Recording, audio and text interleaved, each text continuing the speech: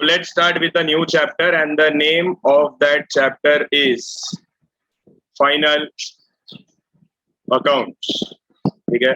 I hope तुम्हारे screen पे तुमको दिखाई दे रहा है कि मैं क्या लिख रहा हूँ. ठीक है? The name of the chapter is Final Accounts. तो जरा देख लेते हैं इसमें क्या क्या है. तो हम लोग डिग्री कॉलेज में सीखेंगे फाइनल अकाउंट्स. अभी सर फाइनल अकाउंट्स में होता क्या क्या है. ठीक है, तो जरा बेसिक देखते हैं. 11th स्टैंडर्ड में सर 11th स्टैंडर्ड में हमने फाइनल अकाउंट सीखा था of soul trader.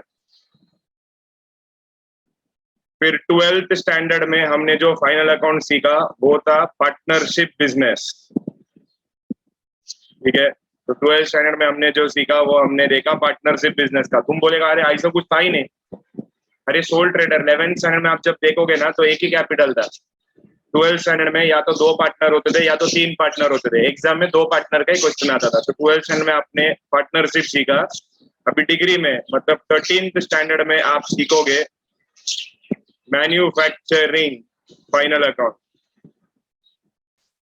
Manufacture final account या मैन्युफैक्चरिंग फाइनल अकाउंट. तुम बोले अभी इसमें क्या है जरा. ये कुछ अलग नहीं है, सब सेम. सोल ट्रेडर का जब भी था बिजनेस हमारा. ठीक है, देखो सबसे पहले ना तुमको ये टर्म समझ में आना चाहिए. एक होता है ट्रेडर, दूसरा होता है मैन्युफैक्चरर एंड तीसरा होता है सर्विस प्रोवाइडर. ठीक है, अभी जो मैं बोल रहा हूँ ना जरा मैं उसके बारे में तुमको समझाता हूँ.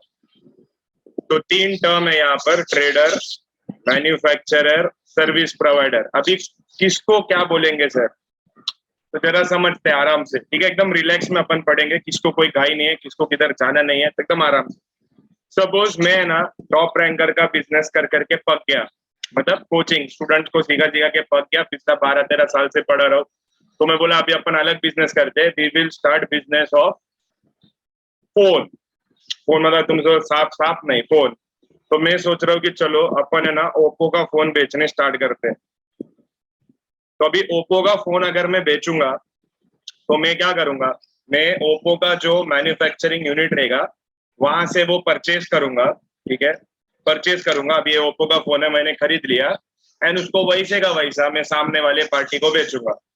मतलब अगर वो जो उसका पैकेट में लिखा हुआ प्राइस, अगर सपोज ओप्पो का जो पैकेट में लिखा हुआ प्राइस है, मतलब उसका जो पैकेट में जो प्रिंटेड प्राइस है, अगर ओप्पो का प्रिंटेड प्राइस है 15,000 रुपया, तो मैं जब वो फैक्ट्री से खरीदता रहूंगा तो उस टाइम पे मेरे को वही ओप्पो का फोन सपोज वो मिल रहा है मुझे 8,000 रुपया में. तो 8,000 रुपया का फोन मैं 15,000 में बेचूंगा. तो जब मैं सेम टू सेम चीज मतलब जैसा खरीदा वैसे का वैसा बेच रहा हूँ तो उसको बोलता है ट्रेडिंग बिजनेस या उसे कहते हैं ट्रेडर. ठीक है, सिंपल. मतलब मैं उसमें कोई ऑल्ट्रेशन नहीं कर रहा हूँ. ऐसा नहीं कि मैंने पैकेट फोड़ा, उसके अंदर मैंने कुछ छेड़खानी किया एंड बाद में मैं बेच रहा हूँ. कुछ नहीं, जैसा लिया वैसा बेचा. सिमिलरली तुमने देखा रहेगा बहुत लोग टपरवेयर का बिजनेस करते हैं. टपरवेयर समझते थे, कोई टपरवेयर का बॉटल. ठीक है, मैं टपरवेयर कंपनी से खरीदेगा, वो मेरे को 20 रुपए में देगा ये बॉटल एंड ये सेम बॉटल में किसी और को बेचूंगा तो मैं उसको 30 रुपए में बेचूंगा. तो ये जो बिजनेस है, ठीक है, ऐसा टाइप का बिजनेस जहां पर मैं कोई भी चेंजेस नहीं करता, ऐसा टाइप का बिजनेस को बोला जाता है ट्रेडिंग का business. I hope this is absolutely clear. एक और एग्जांपल, सपोज मैं किराने का दुकान खोल के बैठा है. ठीक है, किराने का दुकान. तो मेरे को है ना मैगी वाले, मतलब मैगी कंपनी वाले, ठीक है, मेरे को मैगी बेच रहे हैं भर भर के. तो अभी वो मैगी क्या मैं फोड़ के ऐसा टेस्ट देके लोगों को देगा? नहीं, मैं वैसे पैकेट आके बेचता हूँ, लेकिन मेरे को कम भाव में मिला रहेगा. मैं उसको एमआरपी पे बेचूंगा जो उसका ओरिजिनल प्राइस है. ऐसा टाइप का बिजनेस को बोला जाता है ट्रेडिंग बिजनेस. मतलब मैं चीज खरीदता हूँ, उसको वैसे का वैसा दूसरे लोग को बेच देता हूँ एट अ हायर प्राइस. क्या मेरी बातें सबको समझ में आई? If yes, a simple thumbs up. ज्यादा कुछ नहीं चाहिए, बस एक छोटा सा थम्स अप. समझा सर? आप जो बोला हमको इधर तक समझना है. समझा? सबको समझ में आया what is trading business? Oh great. तो अगर तुमको ये समझा तो अभी बात करते हैं सर्विस प्रोवाइडर का. Now, who is a service provider? Service provider मतलब मैं बैठा ना तुम्हारे सामने. अभी मैं इधर तुमको क्या कर रहा हूँ, मैं इधर तुमको सिखा रहा हूँ. क्या मैं कुछ चीज बेच रहा हूँ? क्या मैं बोल रहा हूँ कि मेरे पास ये पेन है, लेना 10 का दो, 10 का दो, 10 का दो, 10 का दो, ये सब कर रहा हूँ क्या? नहीं नहीं, I am only providing services. तुम रोशन शेट्टी को देख सकते हैं, तुम टीचिंग में देख सकते हैं, you can only experience it. Doctor, अभी मैं डॉक्टर के पास जाता हूँ तो डॉक्टर क्या मेरे को उधर इंजेक्शन बेचता है? नहीं। वो दवाई बेचता है? नहीं। वो उधर मेरे को सर्विस देता है, बोलता है बोल किधर दर्द है तेरे को। मेरे को तो कभी कभी समझता नहीं कि अपन डॉक्टर के पास जाते हैं, उसको दर्द भी अपन ही बताते हैं, काय के लिए? उसको बोले तू ढूंढ मेरे को दर्द किधर है, मैं पैसा काय के लिए देता तेरे को? ऐसा होना चाहिए मन में का। कभी कभी ऐसा मन में आता है, लेकिन तुम ऐसा हरकतें कर नहीं सकता, तो तुमको लोग क्या बोलेंगे? मैनर्स नहीं है इसको, इतना बड़ा होके भी देखो कैसा हरकतें करता है। बट उसमें गलत क्या है? अभी मैं तेरे को पैसा दे रहा हूँ तो तू ढूंढना प्रॉब्लम क्या है, तेरे को प्रॉब्लम भी मैं ही बताऊँ, मेरे को क्या तकलीफ हो रहा है वो भी मैं ही बताऊँ, फिर तू मेरे को दवाई देगा? क्या पोपट गिरी है? ठीक है, तो सर्विस प्रोवाइडर। तो सर्विस प्रोवाइडर मतलब जो सर्विसेज देता है, गुड्स नहीं बेचता है। तो आप बोलोगे फिर सर मैन्युफैक्चरर कौन है? मैन्युफैक्चरर मतलब वो इंसान जो कुछ चीज लेता है, ठीक है, उसमें कुछ प्रोसेस करता है एंड एक कुछ नया ही चीज बनाता है एंड उसको बेचता है। आई रिपीट, मैन्युफैक्चरर कौन है? वो कुछ चीजें लेता है, ठीक है, उसमें कुछ प्रोसेस करता है, फिर वो एक अच्छा अलग कोई गुड्स बनाता है एंड उसको बेचता है। फॉर एग्जाम्पल अगर मैं बात करूं, सपोज मैं ले रहा हूँ रॉ मटेरियल 1, सपोज मैं एक 4-5 रॉ मटेरियल ले रहा हूँ, raw material 2, raw material 3, raw material 4। अब ये रॉ मटेरियल को मैं कुछ तो उसके ऊपर काम करूंगा, ठीक है, there will be some processing done and ये प्रोसेसिंग होने के वजह से मेरे को एक बेस्ट मस्त चीज मिलेगा and that will be known as finish goods. मतलब ये वो आइटम रहेगा जिसको मैं बेचूंगा। तो मैन्युफैक्चरिंग में क्या होता है, मैं चीज लेता हूँ, उसमें थोड़ा छेड़खानी करता हूँ, मतलब कुछ नया उसमें अपना दिमाग लगाता हूँ और फिर एक अलग ही आइटम बना के बेचता हूँ। फॉर एग्जाम्पल अगर मैं फर्नीचर वाला हूँ तो रॉ मटेरियल के नाम पे मैं क्या लूंगा? मैं लूंगा लकड़ा। अभी मैं लकड़ा लूंगा, उसके ऊपर कारपेंटर लोग को काम करने लगाऊंगा। तो जब मैं कारपेंटर लोग को काम करने लगाऊंगा तो इसका मतलब क्या हो गया? उसके ऊपर there is some processing done, ठीक है, कारपेंटर लोग उस पे काम करेंगे। तो कारपेंटर लोग काम करेंगे एंड उसके बाद बनेगा मेरा डाइनिंग टेबल। तो ये जो डाइनिंग टेबल है, it is my finish goods. मतलब ये जो लकड़ा था ना and dining table are totally 2 different things. मतलब मेरे पास आया कुछ चीज था, उसके ऊपर मैंने थोड़ा बहुत मेहनत किया एंड बाद में मैंने एक नया ही चीज बनाया। I hope this is absolutely clear. Lijjat papad, क्या तुमने लिज्जत पापड़ सुना है क्या? ठीक है, लिज्जत पापड़। अब ये लिज्जत पापड़ बनता कैसे? ठीक है, पापड़ बनाने के लिए मेरे को क्या क्या चीजों का जरूरत पड़ता है? किसी को मालूम है पापड़ कौन से चीजों से बनता है? इफ यस जरा चैट बॉक्स में डालो। पापड़ बनाने के लिए मेरे को कुछ चीजों का जरूरत पड़ेगा। क्या क्या चीज का जरूरत पड़ता है? एक तो मेरे को जरूरत पड़ता है फ्लोर का, ठीक है, फ्लोर मतलब आटा, ठीक है, मेरे को आटे का जरूरत पड़ेगा। फिर मेरे को थोड़ा तीखापन डालने के लिए उसमें मैं डालूंगा ब्लैक पेपर,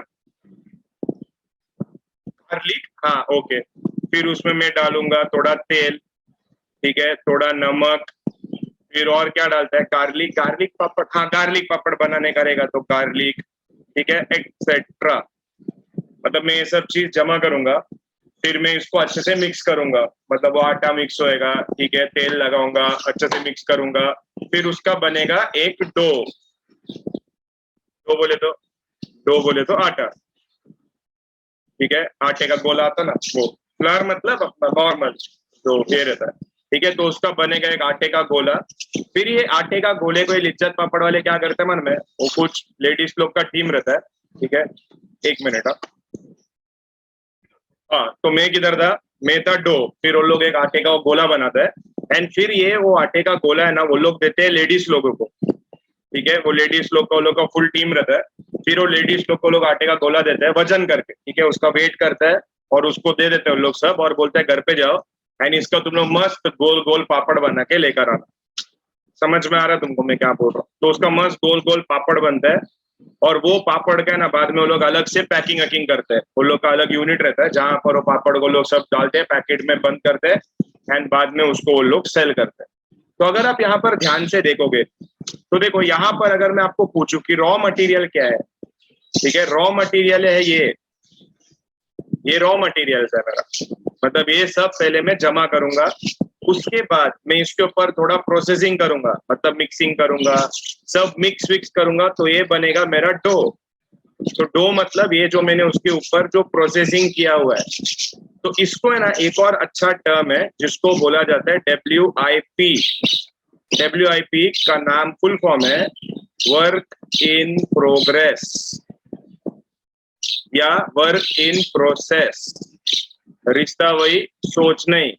तो कोई कोई लोग वर्क इन प्रोग्रेस बोलता है, कोई कोई लोग वर्क इन प्रोसेस बोलता है। तो ये जो मेरा डो है, ये डो मेरा क्या है, this is my WIP। And ये ऊपर का जो मैंने आटा वाटा सब जमा किया है, ये आटा वाटा सब क्या है, ये है मेरा रॉ मटेरियल। एंड जो चीज मैं बेच रहा हूं, दैट चीज is known as my finished goods. ठीक है, तो अगर आप ध्यान से देखोगे तो देखो लिज्जत पापड़ का यहाँ पर हम मैन्युफैक्चर कर रहे हैं। तो जब भी आप मैन्युफैक्चरिंग एंटिटी का फाइनल अकाउंट बनाओगे ना, तो उसमें तुमको तीन चीज मिलेगा। उसमें तुमको रॉ मटेरियल मिलेगा, उसमें तुमको WIP मिलेगा, उसमें तुमको फिनिश्ड गुड्स मिलेगा। लेकिन वही अगर आप ट्रेडिंग बिजनेस करते हो, तो ट्रेडिंग बिजनेस में रॉ मटेरियल WIP कुछ नहीं रहता है। लाइक फॉर एग्जांपल, अगर मैं फोन का बात किया, मैं फोन खरीद रहा हूँ एंड वैसे का वैसे इसको बेच रहा हूँ, तो मेरे पास सिर्फ फिनिश गुड्स ही है। There is no raw material, no WIP। तो सर ये जो मैन्युफैक्चरिंग यूनिट का जो हम लोग अभी फाइनल अकाउंट करेंगे, तो उसमें हमको बनाने को क्या क्या आएगा। ठीक है, क्वेश्चन में जैसे 11th-12th में किया था सेम, तुमको एक ट्रायल बैलेंस दिया रहेगा विथ फ्यू एडजस्टमेंट्स। तो क्वेश्चन में आप लोग को दिया रहेगा ट्रायल बैलेंस, ठीक है, जो तुमने अभी तक किया हुआ है, एंड उसके नीचे आप लोग को दिया रहेगा कुछ एडजस्टमेंट। अगर आपको याद रहेगा तो बचपन में देयर वर सर्टेन एडजस्टमेंट्स जो हमने सीखा था, वो आज हम वापिस एक बार रिपीट करेंगे। तो ट्रायल बैलेंस एंड एडजस्टमेंट एक क्वेश्चन रहेगा हमारा। तो सर आंसर में हमको क्या क्या बनाना है। तुम लोग ने 11th-12th में क्या क्या बनाया था। 11th-12th में तुमने बनाया था ट्रेडिंग अकाउंट। सर 11th-12th में हमने बनाया था ट्रेडिंग अकाउंट। फिर ट्रेडिंग अकाउंट के बाद हमने बनाया था प्रॉफिट एंड लॉस अकाउंट। फिर प्रॉफिट एंड लॉस अकाउंट के बाद हमने बनाया था बैलेंस शीट। क्या तुम सबको ये याद है? इफ यस थम्स अप कि हाँ ऐसा कुछ नाम का हमने किया था। Trading account, profit and loss account and balance sheet. तो ये सब वो चीज है जो हमने सर 11th में 12th में हमने किया था। तो सर ये सेम है क्या? तो फिर 11th-12th में फर्क क्या हो गया? ये सेम नहीं है। यहाँ पर हम लोग सिर्फ ट्रेडिंग नहीं कर रहे, यहाँ पर हम कर रहे हैं मैन्युफैक्चरिंग। तो अगर आप मैन्युफैक्चरिंग कर रहे हो तो आपको एक और अकाउंट बनाना पड़ता है जो हम ट्रेडिंग से भी पहले बनाएंगे। And the name of that account is manufacturing account. And the name of that account is manufacturing account. Account है तो उसका दो साइड तो कंफर्म रहेगा, that is debit side and credit side. Profit and loss account में भी दो side तो कंफर्म रहेगा, debit side and credit side.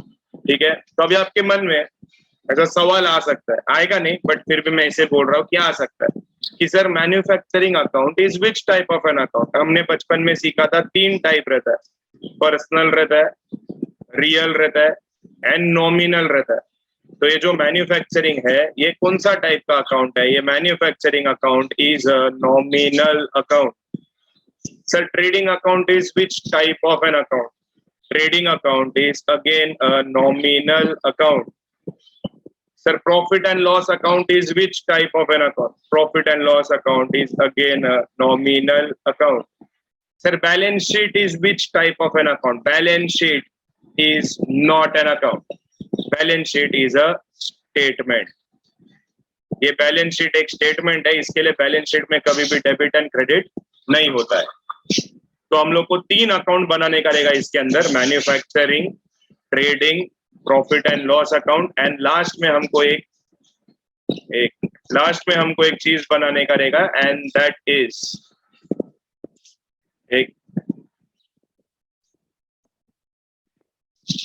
Last में हम जो बनाएंगे वो रहेगा हमारा बैलेंस शीट। ठीक है, तो ये चार चीज हमारा सोल्यूशन का पार्ट रहेगा। तो सर अगर यही चीजें है तो इसके अंदर क्या जाएगा, ट्रेडिंग अकाउंट में क्या जाएगा, प्रॉफिट एंड लॉस अकाउंट में क्या जाएगा, बैलेंस शीट में क्या जाएगा, वो हम धीरे धीरे सीख लेंगे। आधा तो तुमको आता ही है। अगर मैं आपको पूछूं, ठीक है, चैट बॉक्स में आंसर डालना, हम लोग थोड़ा इसे एक रिवीजन कर लेते हैं। अगर मैं आपको कुछ आइटम्स का यहाँ नाम देता हूँ, तो अगर आपको लग रहा है कि ट्रेडिंग डेबिट में तो आप लिख दो TDR। अगर आपको लग रहा है ट्रेडिंग क्रेडिट में तो TCR। Profit and loss debit में तो PDR, profit and loss credit PCR, asset लगेगा तो ए, लायबिलिटी लगेगा तो एल। ठीक है, मैं इसे कुछ रैंडम आइटम्स का नाम बोल देता हूँ, तो तुम लोग मुझे बताओ, ये तुम लोग ने देखा रहेगा तुम्हारा 11th में 12th में। अगर मैं आपको बोलता हूँ लैंड एंड बिल्डिंग, बोलो कहाँ जाएगा तुम लोग के हिसाब से? लैंड एंड बिल्डिंग, मैं वेट कर रहा हूँ, सबका वेट कर रहा हूँ। लैंड एंड बिल्डिंग अच्छा खासा प्राइवेट ट्यूशन जैसा है, मेरे को सबका आंसर चाहिए। लैंड एंड बिल्डिंग कहाँ जाएगा? लैंड एंड बिल्डिंग कहाँ जाएगा? बोलो बोलो, लैंड एंड बिल्डिंग कहाँ जाएगा? लैंड एंड बिल्डिंग जैसे सबने करेक्ट बताया, लैंड एंड बिल्डिंग जाएगा अपना असेट्स में। चलो नेक्स्ट आइटम, अगर मैं आपको बोलता हूँ क्रेडिटर, क्रेडिटर्स कहाँ जाएगा? बोलो बोलो, टेल टेल, क्रेडिटर्स, क्रेडिटर्स कहाँ जाएगा? क्रेडिटर्स हमारा जाएगा लायबिलिटीज में। Very good. थर्ड आइटम, अगर मैं आपको बोलता हूँ bills receivable, bills receivable, bills receivable कहाँ जाएगा? बिल्स रिसीवेबल जाएगा मेरे असेट्स में। फोर्थ, अगर मैं आपको बोलता हूँ बिल्स पेएबल, बिल्स पेएबल, बोलो बिल्स पेएबल कहाँ जाएगा? बिल्स पेएबल जाएगा मेरे लायबिलिटीज में। Very good. उसके बाद फिफ्थ आइटम, अगर मैं आपको बोलता हूँ, ये नाम याद रहेगा तुमको, बैड डेट्स, बैड डेट्स कहाँ लिखूंगा मैं? बैड डेट्स कहाँ लिखूंगा मैं? बोलो बोलो, टेल टेल, बैड डेट्स कहाँ लिखूंगा मैं? तो बैड डेट्स में लिखूंगा profit and loss account debit side में। ब्रिलियंट। फिर उसके बाद अगर मैं आपको बोलता हूँ एडवर्टाइजमेंट, एडवर्टाइजमेंट, तो एडवर्टाइजमेंट कहाँ लिखूंगा मैं? तो एडवर्टाइजमेंट लिखूंगा मैं profit and loss account debit में। ग्रेट। नेक्स्ट, अगर मैं आपको बोलता हूँ इंश्योरेंस, इंश्योरेंस किधर लिखूंगा? Insurance profit and loss account debit. ठीक है, profit and loss account debit में लिखेगा, क्रेडिट में नहीं। नेक्स्ट, अगर मैं आपको बोलता हूँ सुंदरी डेटर, सुंदरी नहीं संडरी बोलते हो उसको, मैं से मजाक में बोल रहा हूँ, सुंदरी डेटर, बोलो सुंदरी को कहाँ लिखोगे तुम? असेट में। तो ये तो सर हमको आता है, ये तो हमको आता है, आप हमको जो आता है वही क्यों पूछ रहे हैं? अरे क्योंकि वही है आगे। तो आप बोलोगे सर फिर वो मैन्युफैक्चरिंग है ना, मैन्युफैक्चरिंग उसका क्या करने का? चलो मैं आपको बताता हूँ। ठीक है, मैन्युफैक्चरिंग में एंड ट्रेडिंग में क्या क्या जाएगा ना, वो अपने को खाली ध्यान से समझना है। मैन्युफैक्चरिंग अकाउंट में क्या जाएगा एंड ट्रेडिंग अकाउंट में क्या जाएगा, बस हमको वो एक चीज एकदम क्लियरली समझना है। Manufacturing debit, trading debit credit, trading debit credit. ठीक है, अभी जैसे हम लोग ने लिज्जत पापड़ का बात किया था, तो लिज्जत पापड़ बनाने के लिए there are 3 things that will be required. ठीक है, there will be raw material, there will be work in progress या work in process, and there will be my finished goods. ठीक है, तो सर मैन्युफैक्चरिंग अकाउंट में क्या जाता है? सिंपल भाषा में अगर मैं बात करूं, all factory related expenses, all factory related expenses में लिखूंगा मैन्युफैक्चरिंग अकाउंट के अंदर। तो ट्रेडिंग में क्या आएगा? ट्रेडिंग में आएगा फैक्ट्री से बनने के बाद जो गुड्स है, फिनिश्ड गुड्स है, उसके बारे में। तो देखो ये जो रॉ मटेरियल है, ये जो डो बनेगा, ये सब कहाँ बनेगा? ये सब बनेगा मेरे फैक्ट्री में। तो ये रॉ मटेरियल एंड WIP मेरा मैन्युफैक्चरिंग अकाउंट में चला जाएगा। वही अगर मैं फिनिश गुड्स का बात करूं, मतलब मेरा लिज्जत पापड़, तो ये जो पापड़ है फिनिश गुड्स, ये जाएगा मेरे ट्रेडिंग अकाउंट के अंदर। समझ में आया तुमको मैं क्या बोल रहा हूँ? ठीक है, आराम से सोचो, समझो एंड देन आंसर। चलो मैं तुमको क्या बोला सर, मैन्युफैक्चरिंग अकाउंट के अंदर हमको क्या लिखना है? All factory related expenses. Trading account के अंदर सर नॉर्मल एक्सपेंसेस जो फैक्ट्री के बाद होता है। अभी आप बोलोगे सर एक्सपेंसेस में ऐसा भी कुछ रहता है क्या? हाँ रहता है। चलो मैं तुमको ना थोड़ा एक्स्ट्रा सिखाता हूँ। ठीक है, there is something called as cost matrix. ठीक है, मैं आपको कुछ नया सिखा रहा हूँ, थोड़ा समझ लो तुम्हारे लिए। ठीक है, फ्री।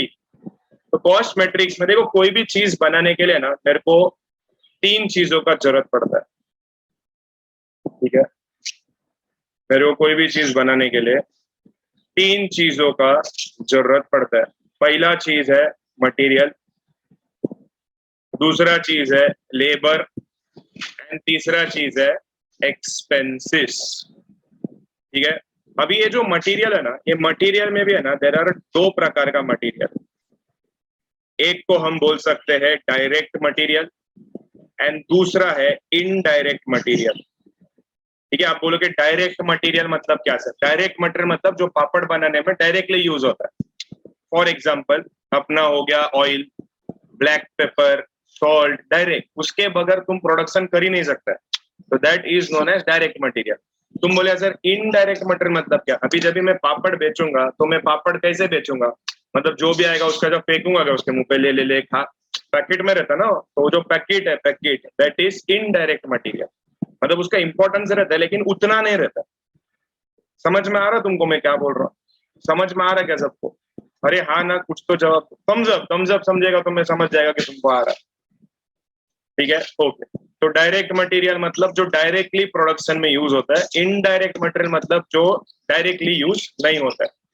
सिमिलरली ये जो लेबर है ना, इसमें भी लेबर मतलब जो वर्कर लोग काम करते हैं, इसमें भी एक होता है डायरेक्ट लेबर, दूसरा होता है इनडायरेक्ट लेबर। आप बोलोगे डायरेक्ट इनडायरेक्ट मतलब?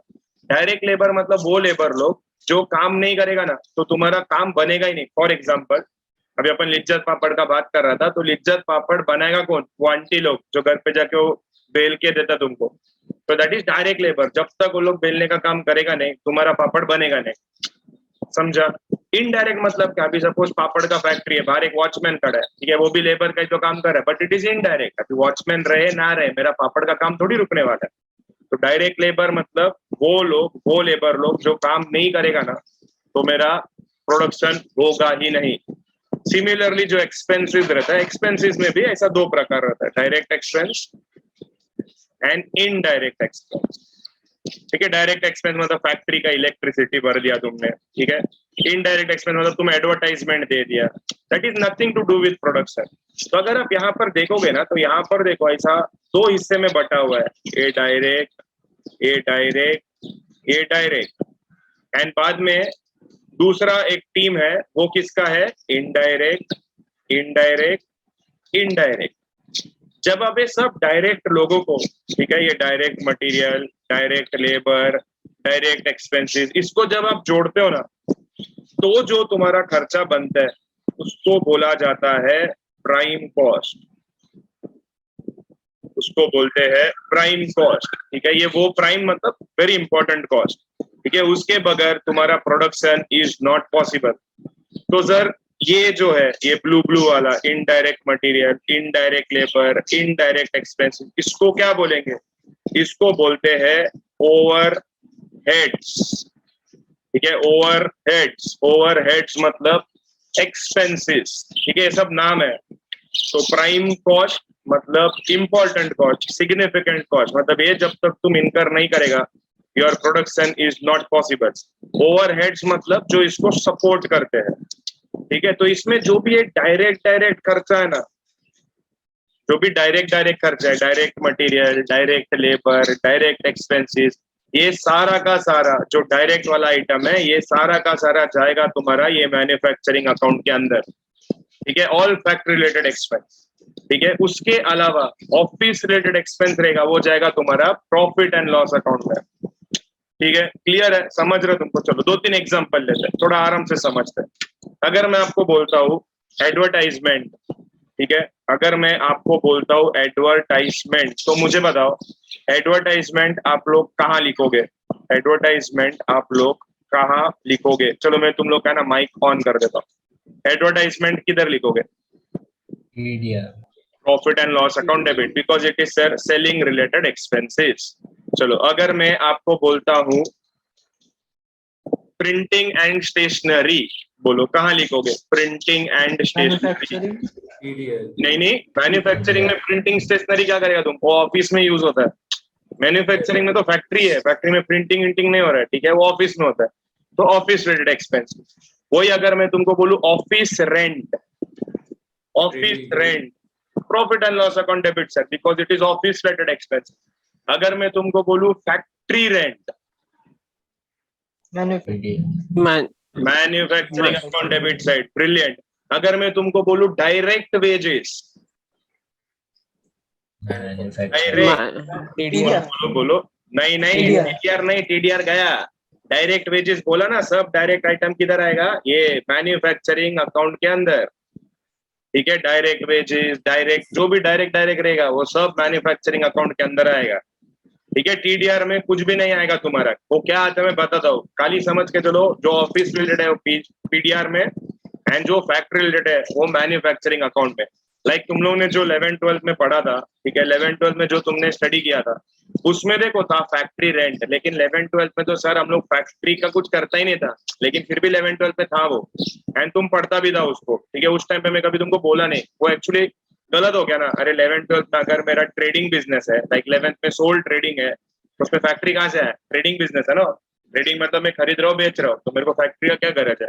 फैक्ट्री का गरज कब पड़ेगा? जब मैं कुछ मैन्युफैक्चर कर रहा हूँ, मैं कपड़े बना रहा हूँ, मैं कुछ बना रहा हूँ, तो मुझे मैन्युफैक्चरिंग अकाउंट का जरूरत पड़ता है। तो ऑल फैक्ट्री रिलेटेड एक्सपेंसेस जाएगा मैन्युफैक्चरिंग में, एंड बाकी जो ऑफिस रिलेटेड है वो जाएगा मेरा प्रॉफिट एंड लॉस अकाउंट के डेबिट साइड में। तो देखो यहाँ पर भी मैंने लिखा है, दिख रहा है तुमको? रॉ मटेरियल डब्ल्यूआईपी, देखो रेड रेड लाइन है, किधर जा रहा है रॉ मटेरियल डब्ल्यूआईपी?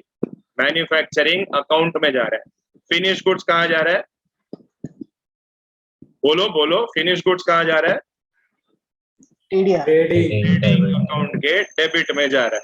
चलो अभी देखो कैसे होता है। दो चीज रहता है, अभी आप लोग ने तो सीखा ये जो रॉ मटेरियल है ना, रॉ मटेरियल का दो चीज हो सकता है। एक हो सकता है ओपनिंग स्टॉक, दूसरा हो सकता है क्लोजिंग स्टॉक। सिमिलरली ये जो डब्ल्यूआईपी है इसका भी दो हो सकता है, ओपनिंग स्टॉक, क्लोजिंग स्टॉक। ठीक है, opening stock, closing stock. Similarly ये जो फिनिश गुड्स है इसका भी दो हिस्सा हो सकता है, opening stock and closing stock. तुम बोले मतलब क्या सर? देखो अपना जो साल है, अपना जो साल है वो कब स्टार्ट होता है? वो स्टार्ट होता है फ्रॉम 1 अप्रैल, एंड वो एंड कब होता है? एंड वो एंड होता है 31 मार्च में। अभी ऐसा हो सकता है ना कि 31 मार्च में मैं कुछ पापड़ बना रहा हूँ, ठीक है, पापड़ बना रहा हूँ, मेरे पास डो बन के रेडी है, लेकिन उसको है ना अभी तक लाट के काम नहीं हुआ। तो अगर सिर्फ मेरे पास डो रेडी है तो मैं उसको क्या बोलूंगा? डब्ल्यूआईपी। अगर मैं बोलूंगा आज के दिन में मैंने ऑर्डर करके रखा है, नमक आ रहा है, ठीक है, फ्लावर आ रहा है, ये सब आ रहा है, तो उसको हम बोलेंगे रॉ मटेरियल। कुछ पापड़ बन के भी रेडी होके आया हुआ है, ठीक है, जिसको हमने अभी तक बेचा नहीं, तो वो क्या रहेगा? It is my finish goods. तो हम सबको मालूम है कि सर ओपनिंग स्टॉक है ना वो डेबिट में जाता है, क्लोजिंग स्टॉक क्रेडिट में जाता है। याद है ना? अरे याद है क्या 11th-12th? हाँ। सिमिलरली सर ये ओपनिंग स्टॉक भी डेबिट में जाएगा, ये क्लोजिंग स्टॉक भी क्रेडिट में जाएगा। ये ओपनिंग स्टॉक भी डेबिट में जाएगा, ये क्लोजिंग स्टॉक भी क्रेडिट में जाएगा, लेकिन किसका डेबिट में? वो है बहुत बड़ा क्वेश्चन। हम लोग ने बात किया था सर ये रॉ मटेरियल है जो डब्ल्यूआईपी है ना, ये जाता है हमारा मैन्युफैक्चरिंग अकाउंट में, एंड ये जो फिनिश गुड्स है ये फिनिश गुड्स जाएगा हमारा ट्रेडिंग अकाउंट में। मतलब फिनिश गुड्स का अगर ओपनिंग स्टॉक दिया है तो ट्रेडिंग के डेबिट में लिखने का, फिनिश गुड्स का क्लोजिंग स्टॉक दिया है तो ट्रेडिंग अकाउंट के क्रेडिट साइड में लिखने का। अगर रॉ मटेरियल का ओपनिंग स्टॉक दिया है तो मैन्युफैक्चरिंग अकाउंट के डेबिट में लिखने का, डब्ल्यूआईपी का ओपनिंग स्टॉक दिया है तो भी मैन्युफैक्चरिंग अकाउंट के डेबिट में लिखने का। ठीक है, तो नोटबुक निकाल लो सब लोग अपना अपना, एंड मैं जो बोल रहा हूँ ना वो जरा जरा लिख लो। ठीक है, तो हम लोग है ना एक मैन्युफैक्चरिंग अकाउंट के बारे में, रुको एक मिनट पहला सुनो। तो सर मैन्युफैक्चरिंग अकाउंट में आपने बोला रॉ मटेरियल भी आएगा, ठीक है, ये भी आएगा। तो मैन्युफैक्चरिंग अकाउंट में क्या आता है? मैन्युफैक्चरिंग अकाउंट में हम लिखेंगे फैक्ट्री रिलेटेड एक्सपेंसेस। तुम लोग लिखो मत, सिर्फ सुनो, ठीक है, मैं रिपीट कर रहा हूँ। फैक्ट्री रिलेटेड एक्सपेंसेस, या उसे कहते हैं डायरेक्ट एक्सपेंसेस। अब ये डायरेक्ट में ना तीन चीज था, याद है तुमको? Direct material, direct labour, direct expense. वो तीनों का अगर हम झुंड बनाएंगे तो उनका एक नाम था, नाम क्या नाम था? किसी को याद है? मैं लिखा था डैश कॉस्ट, कौन सा कॉस्ट था वो? Prime cost. क्या बात है, जबरदस्त। तो सर उसका नाम था प्राइम कॉस्ट, ठीक है। तो सब डायरेक्ट वाला आइटम इसके अंदर डालने का। तो तुम बोले तो सर ट्रेडिंग अकाउंट तो बेचारा अकेला रह गया, उसके पास तो कोई भी नहीं है। हाँ, ये जो तुम्हारा डिग्री में ना, तुम्हारा ट्रेडिंग अकाउंट ज्यादातर कुछ ज्यादा आइटम उसमें रहेगा नहीं, ठीक है। उसके बाद तीसरा चीज जो तुम बनाएगा वो है तुम्हारा प्रॉफिट एंड लॉस अकाउंट। अभी प्रॉफिट एंड लॉस अकाउंट के अंदर क्या आता है? All indirect item. Indirect item का नाम क्या था? तीनों इनडायरेक्ट मिला के एक नाम था, क्या था? ओवर, अरे कुछ तो बोलो, ओवर, अरे जोर से बोलो, ओवर हेड्स, ठीक है। ओवर हेड्स, या इसको बोला जाता है इनडायरेक्ट एक्सपेंसेस। लाइक अपना ऑफिस रिलेटेड हो गया, ठीक है, बैंक का कुछ चार्जेस हो गया, वो सब यहाँ पर, ठीक है। फिर अगर मेरे को डिविडेंड मिला तो वो सब टाइम पर जो मिलेगा ना, डिविडेंड मिला, बैड डेट्स रिकवरी हो गया, वो सब यहाँ पर। तो यहाँ पर आएगा तुम्हारा इनडायरेक्ट इनकम। बहुत लोग के मन में क्वेश्चन रहेगा कि सर सेल्स कहाँ आएगा? सेल्स, गुड्स बेच रहा हूं मैं, तो सेल्स कहाँ आएगा? सेल्स किसका होता है? हमेशा सेल्स होता है फिनिश गुड्स का। तो जो तुम्हारा सेल्स है ना, वो पहले जैसा ही अपना ट्रेडिंग अकाउंट का क्रेडिट में ही रहेगा, ठीक है। खाली याद रखो, उधर एकदम क्लियरली मेंशन रहेगा क्वेश्चन में कि फैक्ट्री का खर्चा है, तो उठा के मैन्युफैक्चरिंग में डाल देना, ठीक है। नेक्स्ट एंड फाइनल आइटम जो हमको करना पड़ता है वो है बैलेंस शीट। तो बैलेंस शीट में अपना दो साइड रहता है, ये होता है लायबिलिटी, ये होता है एसेट।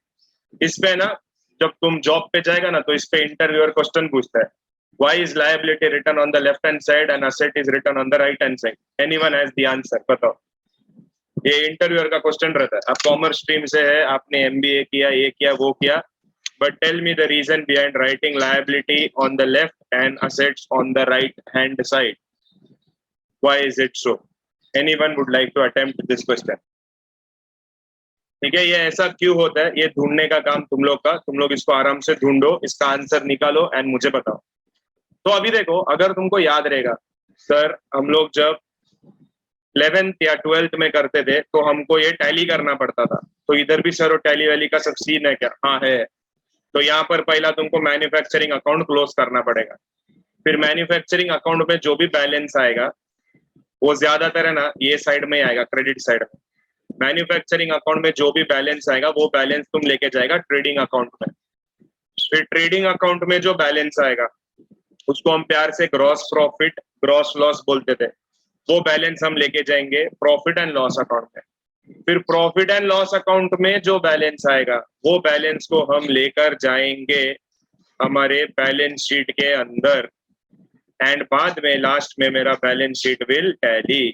एंड ये टैली करने के लिए स्टूडेंट लोग बहुत मेहनत करते थे कि एक बार ये टैली हो जाए। टैली में भी एक अलग मजा आता है। सपोज मैंने लायबिलिटी किया, मेरे को आंसर आया ऐसा, फिर जब मैं एसेट करते ना, जब पहला 3 आते ना, तो दिल को बहुत सुकून मिलता है, हाँ 3 आ गया। फिर बाद में 5 और सुकून, अरे वाह 5 भी आ गया। फिर 1, फिर ये 0 भी आता है, फिर ये 0 आता है, फिर इधर अचानक आता है 3, फिर ऐसा लगता है ओ शिट, चंद से जो टूटे कोई सपना जब सुना सुना लागे। ये हालत होता था कि नहीं बताओ? वो ऐसा मजा आता था ना ऐसा देख के कि यस, एक आया, दूसरा आया, अरे यार अभी नहीं आ रहा है। लेकिन अभी ऐसा चांस नहीं है। क्यों चांस नहीं है? कि सर अभी हमारे पास है कैलकुलेटर, ठीक है, बस तुमको इस्तेमाल करने को आना चाहिए। अगर तुमको आ गया तो ये लेसन कुछ नहीं है जो हम लोग बचपन में करते थे ना। देखो मैं तुमको एक झलक दिखाता हूँ, देखो ऐसा क्वेश्चन दिया रहेगा, ठीक है, ऐसा क्वेश्चन दिया रहेगा, एंड जो हम वहां करते थे एग्जैक्टली सेम आप बोलोगे सर क्या फेंक रहे हो आप? मैं फेंक नहीं रहा हूँ, ठीक है। चलो हम लोग है ना, अभी जो क्वेश्चन किया मैं पूरा नहीं सॉल्व कर रहा हूँ, ये क्वेश्चन जस्ट ऊपर ऊपर से बात करते हैं। जो हम लोग ने अभी तक किया उसके हिसाब से आप बताओ मुझे, opening stock of raw material आपके हिसाब से कहाँ जाना चाहिए? सबका माइक ऑन है, आराम से। क्या लगता है क्या जाना चाहिए तुमको? Manufacturing debit side. मैन्युफैक्चरिंग में डेबिट में जाएगा, ठीक है। देखो ये डेबिट वाला आइटम है, तो मैन्युफैक्चरिंग का उठा के सर डेबिट में डाल दो। चलो ब्रिलियंट ब्रिलियंट। उसके बाद वर्क इन प्रोग्रेस, बताओ क्या लगता है तुमको कहाँ जाएगा? मैन्युफैक्चरिंग। Brilliant brilliant. उसके बाद देखो opening stock of finish goods, क्या लगता है कहाँ जाएगा? बताओ opening stock of finish goods क्या लगता है किधर जाएगा? Trading account. Trading account. क्या बात है, क्या बात है, जबरदस्त जबरदस्त, ठीक है। मैं बीच बीच में का पूछता हूँ, सब नहीं पूछ रहा हूँ तुमको। बताओ मशीनरी कहाँ जाएगा? assets, asset side, assets, factory rent कहाँ जाएगा? manufacturing, manufacturing, अरे जबरदस्त, फैक्ट्री पावर एंड फ्यूल बताओ। ये भी manufacturing, asset, manufacturing, cassette bank बोलो। balance, assets, उसके बाद बताओ क्रेडिटर बोलो। liability, liability, liability, देखो जो हम वहां करते थे ना वही चीज यहाँ है, ठीक है। तो जस्ट हम लोग ये नया कर रहे हैं, तो हम लोग जरा देखेंगे। The only new thing in this chapter is manufacturing account. अभी मैन्युफैक्चरिंग तो ठीक है सर, लेकिन हम लोग है ना वो 12th में कुछ एडजस्टमेंट सीखते थे, ठीक है। चलो थोड़ा एडजस्टमेंट का रिवीजन कर लेते हैं, ठीक है। अपना अपना नोटबुक निकालो एंड साथ साथ में हम लिखते हैं। हेडिंग दो, आज का डेट डाल के हेडिंग दो, final accounts of manufacturing entity या manufacturing final account, one and the same. Final accounts of manufacturing entity या मैन्युफैक्चरिंग फाइनल अकाउंट्स। तो जो एडजस्टमेंट था, तो एडजस्टमेंट में सबसे पहला प्यार भरा एडजस्टमेंट वो था हमारा क्लोजिंग स्टॉक। तो सर क्लोजिंग स्टॉक कहाँ लिखने का, ठीक है। तो क्लोजिंग स्टॉक सर आप पूछ पूछ के हमको याद दिला दिया था कि सर ट्रेडिंग अकाउंट के क्रेडिट में एंड बैलेंस शीट के असेट में। बट यहाँ पर है ना there will be certain changes. यहाँ पर ट्रेडिंग अकाउंट के क्रेडिट में भी आ सकता है एंड मैन्युफैक्चरिंग अकाउंट के क्रेडिट में भी आ सकता है।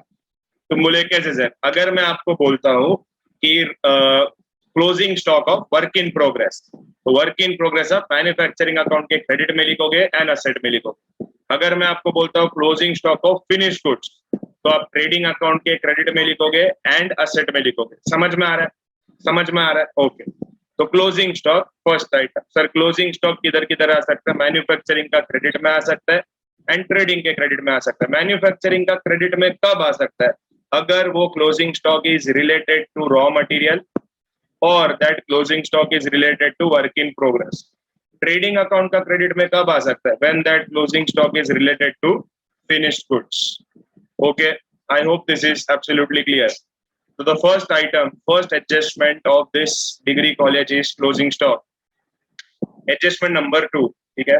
रुक जाओ जरा, पहला मैं 2-3 लिखता हूँ, फिर आप लोग कॉपी करना।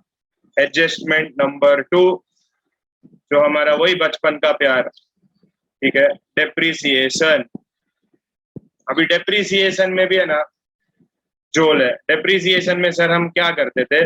डेप्रिसिएशन में हम करते थे लेस फ्रॉम फिक्स्ड असेट। तो सर यहाँ पर भी सेम है क्या? हाँ, एब्सोल्युटली सेम। एंड दूसरा हम लिखते थे प्रॉफिट एंड लॉस अकाउंट के डेबिट में। लेकिन ये मैन्युफैक्चरिंग एंटिटी का क्या है कि प्रॉफिट एंड लॉस डेबिट में तो आएगा ही, लेकिन कुछ चीजों का डेप्रिसिएशन आपका मैन्युफैक्चरिंग अकाउंट डेबिट में भी जाएगा। फॉर एग्जाम्पल, अगर मैं आपको बोलता हूँ डेप्रिसिएशन ऑन ऑफिस फर्नीचर, तो आप उसको प्रॉफिट एंड लॉस के डेबिट में लिखोगे। लेकिन अगर मैं आपको बोलता हूँ डेप्रिसिएशन ऑन मशीनरी, तो it is factory related expense, तो वो आप जाके कहाँ लिखोगे? मैन्युफैक्चरिंग अकाउंट के डेबिट में। अगर मैं आपको बोलता हूँ डेप्रिसिएशन, अभी तुम लोग बताओ, ठीक है, अगर मैं तुमको बोलता हूँ depreciation on plant and machinery, एक तो लेस करोगे, वो तो फिक्स है। दूसरा कहाँ लिखोगे? बोलो, पीडीआर में लिखोगे कि एफडीआर में लिखोगे? Depreciation on plant and machinery, ठीक है, सोच के जवाब दो। प्लांट एंड मशीनरी कहाँ यूज होता है? ऑफिस में यूज होता है कि फैक्ट्री में यूज होता है? फैक्ट्री। तो फैक्ट्री में यूज करने वाला आइटम रहेगा तो मैन्युफैक्चरिंग डेबिट, ऑफिस में यूज करने वाला आइटम रहेगा तो profit and loss account debit. समझ में आया क्या तुमको मैं क्या बोला? ठीक है, चलो। अगर मैं आपको बोलता हूँ कि depreciation on air condition used in office, तो क्या लिखूं? अगर मैं आपको बोलता हूँ depreciation of air condition used in factory, MDR, manufacturing debit. अगर मैं आपको बोलता हूँ depreciation of factory building, MDR, समझ में आया सबको? इजी, अरे बहुत इजी है, ठीक है। जो तुम है ना सब पीएनएल में घुसाने का ना 12th में, ऐसा नहीं होता है, वो एक्चुअली बराबर नहीं है, ये करेक्ट है। अगर तुम्हारा फैक्ट्री रिलेटेड है तो मैन्युफैक्चरिंग में डालो, अगर ऑफिस रिलेटेड है तो ऑफिस में लिखो, ठीक है। चलो नेक्स्ट आइटम, मैं 4 लिखता हूँ, उसके बाद आप लोग है ना कॉपी कर लेना। तो क्लोजिंग स्टॉक हो गया, डेप्रिसिएशन हो गया, अभी नेक्स्ट है आउटस्टैंडिंग एक्सपेंसेस। तो थर्ड आइटम, आउटस्टैंडिंग एक्सपेंसेस। ठीक है, आउटस्टैंडिंग एक्सपेंसेस हम लोग क्या करते थे 11th-12th में? सर हम लोग करते थे ऐड टू एक्सपेंस। तो सर यहाँ पर भी सेम है क्या? हाँ सेम। एंड दूसरा हम लिखते थे लायबिलिटी में। मतलब अगर तुमको आउटस्टैंडिंग वेजेस बोला तो आप वेजेस में जाके ऐड करोगे, लायबिलिटी में लिखोगे। अगर आपको आउटस्टैंडिंग सैलरी बोला तो आप सैलरी में जाके ऐड करोगे एंड लायबिलिटी में लिखोगे। समझ में आ रहा है? एंड इसके साथ साथ इसका जोड़ीदार आउटस्टैंडिंग एक्सपेंस के साथ हम हमेशा नीचे उसका बाद हमेशा लिखते थे prepaid expense. Prepaid expenses. Prepaid मतलब क्या? मैंने पहला ही पैसा भर दिया। तो प्रीपेड एक्सपेंसेस का भी जो दो इफेक्ट होता था, प्रीपेड, अरे रे एक अचानक से नीचे भाग गया। लेस फ्रॉम एक्सपेंस और असेट्स। अरे जबरदस्त अनमोल, मेरे ख्याल से तूने 100 बार लिखा था ना? नहीं सर, याद है अभी भी। याद है अभी भी? Okay, less from expenses and दूसरा हम लिखेंगे असेट्स में। मतलब अगर मैं तुमको बोलता हूँ प्रीपेड इंश्योरेंस तो सर इंश्योरेंस से माइनस करो, असेट में जाके लिख दो। अगर मैं तुमको बोलता हूँ प्रीपेड एडवर्टाइजमेंट, एडवर्टाइजमेंट से माइनस करो, असेट में जाके लिख दो। अगर मैं तुमको बोलता हूँ प्रीपेड वेजिस तो वेजिस से माइनस करो, असेट में जाके लिख दो। तो ये अपना 4 बचपन का प्यार। ठीक है, कौन सा था इसमें? पहला था अपना क्लोजिंग स्टॉक, ठीक है, दूसरा था डेप्रिसिएशन एंड तीसरा था आउटस्टैंडिंग एक्सपेंस, चौथा था प्रीपेड। और भी बहुत सारा है। ठीक है, फिलहाल ये 4 जरा लिख लो, लिख लो लिख लो लिख लो, ये 4 लिख लो सब।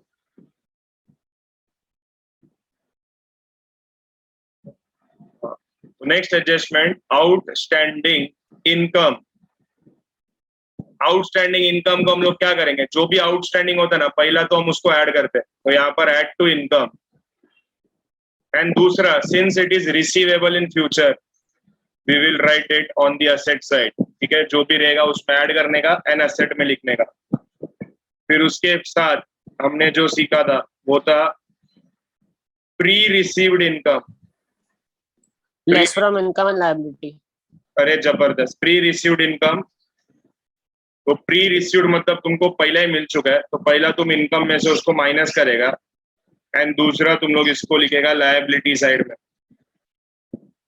क्योंकि ये पैसा तो तुमको मिला है। Services are payable in future, outstanding income हो गया, प्री रिसीव्ड इनकम हो गया। ठीक है, लिख लो जरा ये दोनों।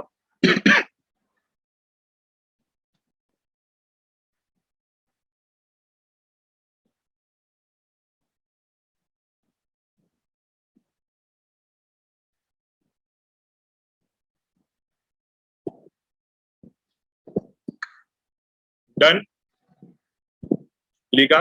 चलो, अगर ये लिख के हो गया, रुको, लिख रहे हो क्या? हाँ लिखो लिखो, जल्दी लिखो।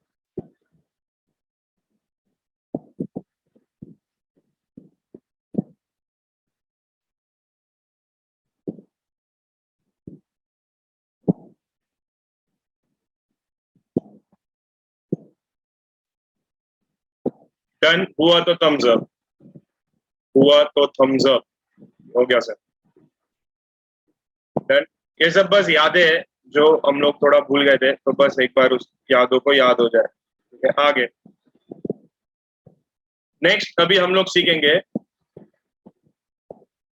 कुछ एडजस्टमेंट्स रिलेटेड टू गुड्स। ठीक है, मैं कुछ लिख रहा हूं, तुम लोग कोई लिखो मत, सिर्फ ध्यान से देखना कि मैं क्या लिख रहा हूं।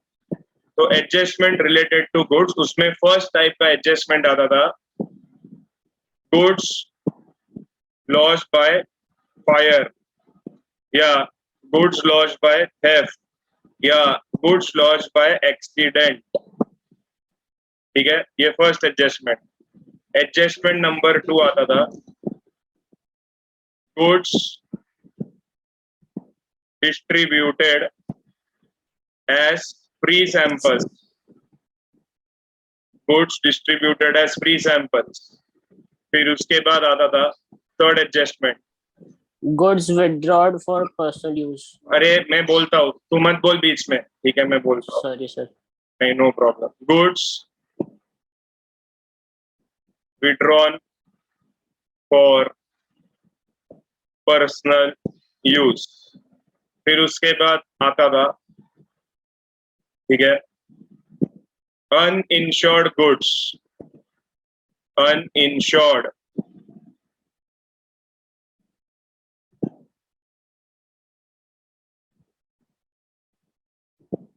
uninsured goods lost by fire। फिर उसके बाद आता था, तो 6 वैरायटी है, ठीक है, तो मैं 6 का 6 वैरायटी है एक साथ ही डाल देता हूँ ताकि बाद में तुमको इसमें तकलीफ ना हो। तो उसके बाद फिफ्थ वन है fully insured goods, fully insured goods lost by fire. And जो लास्ट आइटम है, लास्ट आइटम वो थोड़ा बड़ा है तो मैं यहाँ लिख देता हूँ, ठीक है, ऐसे कुछ है, goods lost by fire, goods lost by fire rupees 10,000 and insurance company admitted a claim of rupees 7,500 only, ठीक है। तो ये 6 एडजस्टमेंट, ये 6 वैरायटी तुम्हारा 12th में भी आता था, ये 6 वैरायटी तुमको इधर भी आएगा, ठीक है। तो यहाँ पर जब मैं बात कर रहा हूँ ना, goods lost by fire, goods lost by theft, ये सारे एडजस्टमेंट्स का देयर विल बी 2 एंट्रीज, ठीक है, देयर विल बी 2 इफेक्ट्स। तो इसका भी 2 इफेक्ट, इसका भी 2 effect, goods withdrawn for personal use का भी 2 इफेक्ट, ठीक है, uninsured goods lost by fire का भी 2 इफेक्ट, उसके बाद फुल्ली इंश्योर्ड गुड्स का भी 2 इफेक्ट। लेकिन ये जो लास्ट वाला आइटम है ना, लास्ट वाला, इसका थोड़ा इफेक्ट ज्यादा है। अभी कैसा है तो हम लोग बाद में देखते हैं। हाँ, मैं बोला तुझे बीच में मत बोल, ठीक है, चलो। तो अनमोल बहुत ज्यादा खुश है कि उसको सब आ रहा है। तो goods lost by fire, goods lost by accident, goods lost by theft, ठीक है। अगर सपोज तुम्हारा चोरी हो गया पापड़, लिज्जत पापड़, मतलब फिनिश गुड्स चोरी हो गया, तो आप लिखोगे इसको ट्रेडिंग अकाउंट के क्रेडिट साइड में, ठीक है। तो यहाँ आप लिखोगे इसको ट्रेडिंग अकाउंट के क्रेडिट में। एंड सिंस ये लॉस हो गया तो प्रॉफिट एंड लॉस अकाउंट के डेबिट में। Goods distributed as free samples, ठीक है। तो आप कौन सा फ्री सैंपल दोगे? आप आटा तो फ्री सैंपल दोगे नहीं ना, फिनिश गुड्स ही दोगे, तो ट्रेडिंग अकाउंट के क्रेडिट में, because goods goes out. And उसके बाद फ्री सैंपल दिया तो इसका मतलब एडवर्टाइजमेंट हो गया, एंड एडवर्टाइजमेंट हम लिखते हैं प्रॉफिट एंड लॉस अकाउंट के डेबिट में। फिर उसके बाद आया goods withdrawn for personal use, तो गुड्स गया again trading credit. For personal use का मतलब ये हो गया ड्रॉइंग, क्योंकि हमको पता है पर्सनल यूज बोलेगा तो हमेशा ड्रॉइंग रहता है। अभी ये जो नेक्स्ट 6, ये 4, 5, 6 है ना, ये थोड़ा इंपॉर्टेंट है। इसमें इंपॉर्टेंट वर्ड ये है, देखो, अनइंश्योर्ड गुड्स। अनइंश्योर्ड का मतलब है कि इंश्योरेंस कंपनी बोलता है कि अगर तेरा ये गुड्स लॉस होता है तो तेरे को 1 फूटी कौड़ी हम नहीं देंगे, क्योंकि तूने इसका इंश्योरेंस नहीं निकाला है। तो मैंने जिस गुड्स का इंश्योरेंस नहीं निकाला वो गुड्स जल के राख हो गया, तो मेरे पास से गुड्स तो गया, तो ट्रेडिंग क्रेडिट है। अभी मेरे को इंश्योरेंस कंपनी 1 भी फूटी कौड़ी नहीं देने वाला है, तो इसका मतलब मेरा पूरा का पूरा लॉस हो गया, तो ये जाएगा मेरा प्रॉफिट एंड लॉस अकाउंट के डेबिट में। मतलब जो हमने एडजस्टमेंट नंबर 2 किया था ना, 2, adjustment number 2 and adjustment number 4 दोनों सेम है, खाली बोलने का तरीका अलग अलग है। इधर है गुड्स डिस्ट्रीब्यूटेड, नहीं, 1 मिनट, नॉट 2, एडजस्टमेंट नंबर 1, ठीक है, adjustment number 1, adjustment number 4 and adjustment number 1 are both one and the same, ठीक है। गुड्स लॉस्ट बाय फायर बोलो या बोलो कि इंश्योरेंस कंपनी बोलते हैं 1 भी रुपया नहीं देगा, तो इसका मतलब ये देखो सेम ही इफेक्ट है, trading credit, trading credit, profit and loss debit, पूरा लॉस हो गया, प्रॉफिट एंड लॉस डेबिट, पूरा लॉस हो गया, ठीक है। समझ में आ रहा है क्या? ठीक है, हाँ ठीक है आर्यन, आजा मोबाइल से आजा। चलो आगे। तो नेक्स्ट फाइनल एडजस्टमेंट क्या बोलता है, ठीक है। फाइनल से पहले एक सेमीफाइनल है, फुल्ली इंश्योर्ड गुड्स। देखो यहाँ पर the word important is fully insured. Fully insured का मतलब है इंश्योरेंस कंपनी बोलता है तू टेंशन मत ले, तेरा जितना भी लॉस हो गया ना मैं तेरे को भर के दूंगा। तो इसका मतलब पहला तो मेरे पास से गुड्स गया तो ट्रेडिंग क्रेडिट, एंड दूसरा, इंश्योरेंस कंपनी प्रॉमिस करता है कि वो पेमेंट देगा, मतलब this amount is receivable in future, तो ये हम लिखेंगे असेट्स में। ओके, जस्ट रिवीजन, 11th में भी किया है, 12th में भी किया है, एब्सोल्युटली सेम। तो सर इसका क्या है अभी, ये जो एडजस्टमेंट है ना, दिस विल हैव 3 इफेक्ट्स। के क्वेश्चन बोल क्या रहा है, देखो, गुड्स लॉस्ट बाय फायर, मतलब आपका 10,000 का गुड्स गया, लेकिन इंश्योरेंस कंपनी बोलता है कि 7,500 रुपया हम देंगे, तो इसका मतलब कितने का नुकसान हुआ मेरा, लॉस कितने का हुआ, बोलो बोलो, 2,500। तो ट्रेडिंग अकाउंट के क्रेडिट में मैं 10,000 लिखूंगा, क्योंकि इतना मेरे पास से गुड्स गया। प्रॉफिट एंड लॉस के डेबिट में मैं लिखूंगा मेरा लॉस जो हुआ, एंड असेट में मैं लिखूंगा जो पैसा मेरे को इंश्योरेंस कंपनी प्रॉमिस करता है कि वो मुझे देगा। ठीक है, तो ये है हमारा फिलहाल के लिए। ठीक है, फर्स्ट फ्यू क्वेश्चन सॉल्व करने के लिए इतना एडजस्टमेंट विल बी इनफ। तो ये जो है ना एडजस्टमेंट रिलेटेड टू गुड्स, मैं इसको थोड़ा छोटा कर देता हूँ, तुम लोग अपने स्क्रीन से ना इसको जूम इन जूम आउट कर सकते हो। तो जूम इन जूम आउट करके जरा ये जो एडजस्टमेंट्स है इसको लिख के ले लो अपने अपने नोटबुक में। ठीक है, जल्दी जल्दी लिख लो।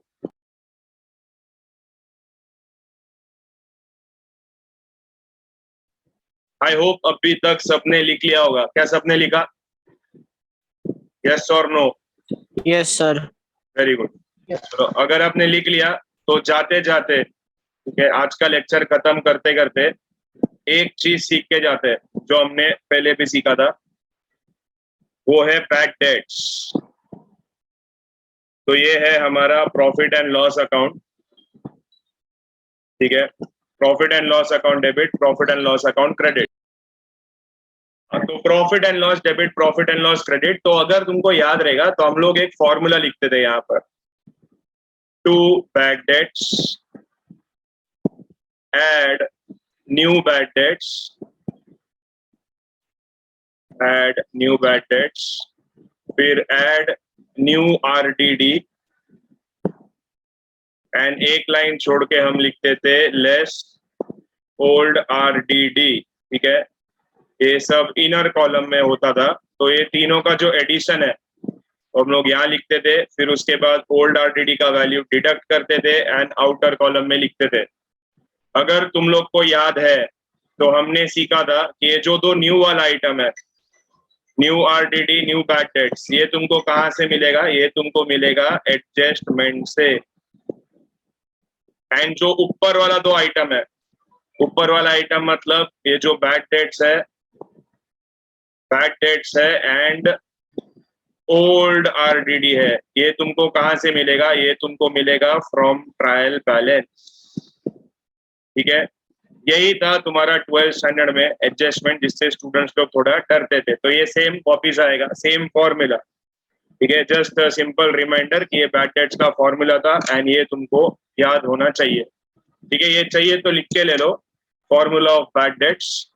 ठीक है, बाद में जब हम सम करेंगे तो उसमें वो बार बार आते रहेगा, तो हमारा प्रैक्टिस भी हो जाएगा। ये लिख लो फटाफट।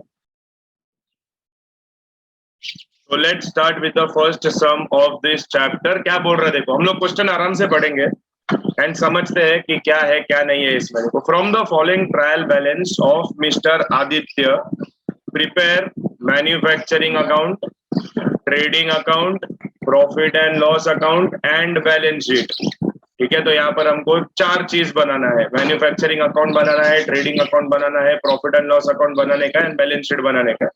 एंड नीचे ट्रायल बैलेंस दिया है, जैसे तुम्हारा 12th में होता था उसी प्रकार का एक trial balance and few adjustments.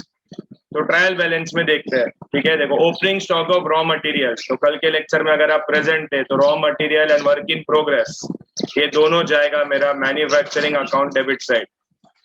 तो opening stock of raw material manufacturing debit, opening stock of work in progress manufacturing account debit side. Okay, next opening stock of finish goods, trading account debit side. Purchases of raw material, देखो raw material किधर है? Manufacturing, तो ये भी manufacturing account debit में जाएगा। Carriage inward on raw material, बताओ raw material किधर है? Manufacturing debit. Debit side. ठीक है, तो कल के लेक्चर में हमने ये भी सीखा था, direct expense, all direct expenses हम लिखते हैं मैन्युफैक्चरिंग अकाउंट के डेबिट साइड में। तो direct expense manufacturing account debit. Factory rent, factory related expense, कल ही तुम लोग ने इसका आंसर दिया था, manufacturing debit. Manufacturing debit. Factory power and fuel, manufacturing manufacturing debit. Debit. Machinery, बोलो machinery, asset, set, sales, trading Trading account credit side. Office expense, profit and loss loss debit, account debit. Profit and loss debit. Cash at bank, asset. asset, cash at bank asset. Creditors, liability. liability, liabilities. फिर उसके बाद आता है अपना, एक minute, उसके बाद आता है bad debts, profit and loss debit, loss account profit debit. And loss debit. Provision for bad debts, provision for bad debts का मतलब होता है आरडीडी। एंड ट्रायल बैलेंस में जो आरडीडी देते हैं वो होता है हमारा ओल्ड आरडीडी। तो ये जो कल हम लोगों ने बैड डेट्स का फॉर्मूला किया था वो फॉर्मूला में जाएगा। ठीक है, वो क्या फॉर्मूला है वापिस एक बार तुम्हारे सामने आएगा। सन्ड्री डेटर, बोलो sundry debtor, asset, capital, liability, liability, drawings, liability, less from capital. ठीक है, profit, तो ये हो गया मेरा सारा का सारा ट्रायल बैलेंस का आइटम। अभी बात करते हैं एक एक एडजस्टमेंट। क्लोजिंग स्टॉक, देखो closing stock of raw material, closing stock of work in progress. तो closing stock of raw material and closing stock of work in progress का आंसर रहेगा सेम। एक तो हम लिखेंगे मैन्युफैक्चरिंग अकाउंट के क्रेडिट में एंड हम लिखेंगे असेट में। Closing stock of finish goods हम लिखेंगे ट्रेडिंग अकाउंट के क्रेडिट में एंड हम लिखेंगे असेट्स में। ठीक है, closing stock to effects, credit में लिखने का एंड असेट में लिखने का। नेक्स्ट डेप्रिसिएशन ऑन मशीनरी, तो मशीनरी पे डेप्रिसिएशन है तो डेप्रिसिएशन का first effect less from machinery and second effect हम लोग अभी तक लिखते थे profit and loss account debit में, लेकिन मशीन किधर यूज होता है, बोलो बोलो, मशीन किधर, फैक्ट्री में यूज होता है, तो हम इसको लिखेंगे manufacturing account debit side. Next, during the year finish goods worth ₹5,000 were distributed as free samples. तो finish goods were distributed as free sample, तो फिनिश गुड्स बाहर जा रहा है तो ट्रेडिंग अकाउंट के क्रेडिट में लिखने का। एंड फ्री सैंपल्स दिया तुमने तो इसका मतलब it is for advertisement and advertisement तुम्हारा आता है प्रॉफिट एंड लॉस अकाउंट के डेबिट साइड में। ठीक है, क्लियर है इधर तक? वेरी सिंपल, जो तुम 12th में करता था ना वही है, खाली थोड़ा एक्स्ट्रा इसमें। So only manufacturing account. Next, provide RDD reserve for doubtful debts. ये आरडीडी इज न्यू आरडीडी। तो न्यू आरडीडी का टू इफेक्ट्स क्या होता है, एक तो डेटर से हम लेस करते हैं एंड फॉर्मूला में लिखते हैं जो हम प्रॉफिट एंड लॉस अकाउंट के डेबिट में डालते हैं। तो सन्ड्री डेटर में से होगा माइनस एंड फॉर्मूला में जाएगा। कौन सा फॉर्मूला का बात हो रहा है सर? देखो मैं ब्राउन कलर में लिख रहा हूँ, ये बैड डेट्स, ये फॉर्मूला सब एक साथ आएगा। 12th में तुमने किया ही रहेगा, बैड डेट्स का फॉर्मूला हुआ है ना, to bad debts add new bad debts add new RDD less old RDD, वो वाला फॉर्मूला इसमें आएगा। तो ये है हमारा सम जो हमको करना है अभी सॉल्व। तो इसको मैं कर देता हूँ थोड़ा छोटा ताकि मेरे स्क्रीन पे ये पूरी तरह से हो जाए फिट। ठीक है, ये कुछ ज्यादा छोटा होगा, चलो ओके। तो ये मेरा क्वेश्चन पूरा आ गया। तो मेरे को तीन चीज बनाने का है, I have to prepare manufacturing account, I have to prepare trading account and I have to prepare profit and loss account. उसके साथ साथ I have to prepare balance sheet. तो मेरा सोल्यूशन दिखेगा कैसे, देखो मैंने इधर ऑलरेडी बना दिया है, तो तुमको खाली देख के बनाना है। दिख रहा है तुमको मैन्युफैक्चरिंग अकाउंट? तो इधर मैंने ना मैन्युफैक्चरिंग अकाउंट बनाया, यहाँ पर मैंने कुछ चीजें ऑलरेडी लिख के रखा है। देखो यहाँ पर है ना, मैंने मैन्युफैक्चरिंग अकाउंट बना के कुछ चीजें यहाँ पर मैंने ऑलरेडी लिख के रखा है, ऑलरेडी रिटर्न। तो तुम लोग भी है ना इसको ऐसे ही लिख के रखो, बनाओ जरा मैन्युफैक्चरिंग अकाउंट। ये तुम्हारा मैन्युफैक्चरिंग अकाउंट 1 फुल पेज। ठीक है, ये जो मैंने लिखा है वो तुम लोग भी लिख के रखो, मैन्युफैक्चरिंग अकाउंट 1 फुल पेज। ठीक है, और तुम्हारे पास अगर पेन रहेगा, अलग कलर का पेन रहेगा ना, तो ये देखो ये जो मैंने रेड में लिखा है वो तुम लोग भी एक डिफरेंट कलर का पेन यूज करके लिखना, इन केस अगर आपके पास अलग कलर का पेन है तो। ठीक है, ऐसे डबल कॉलम वाला बनेगा एंड 1 फुल पेज बनेगा। जरा कर दो फटाफट।